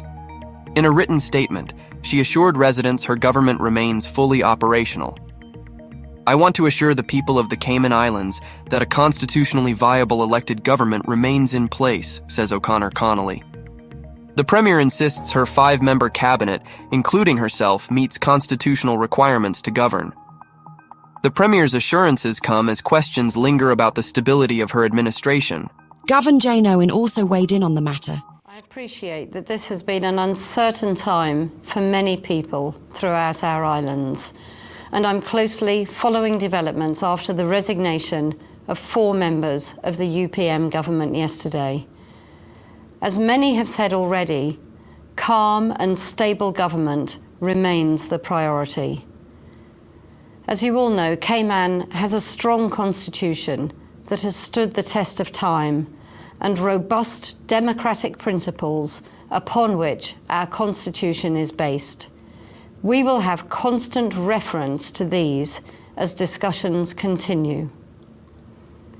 Under the Constitution, the Cabinet can continue to function provided it has a quorum of 5 ministers, including the Premier, and I have just come out of a Cabinet meeting this afternoon. The civil service will also continue to provide public services and policy implementation as they always do.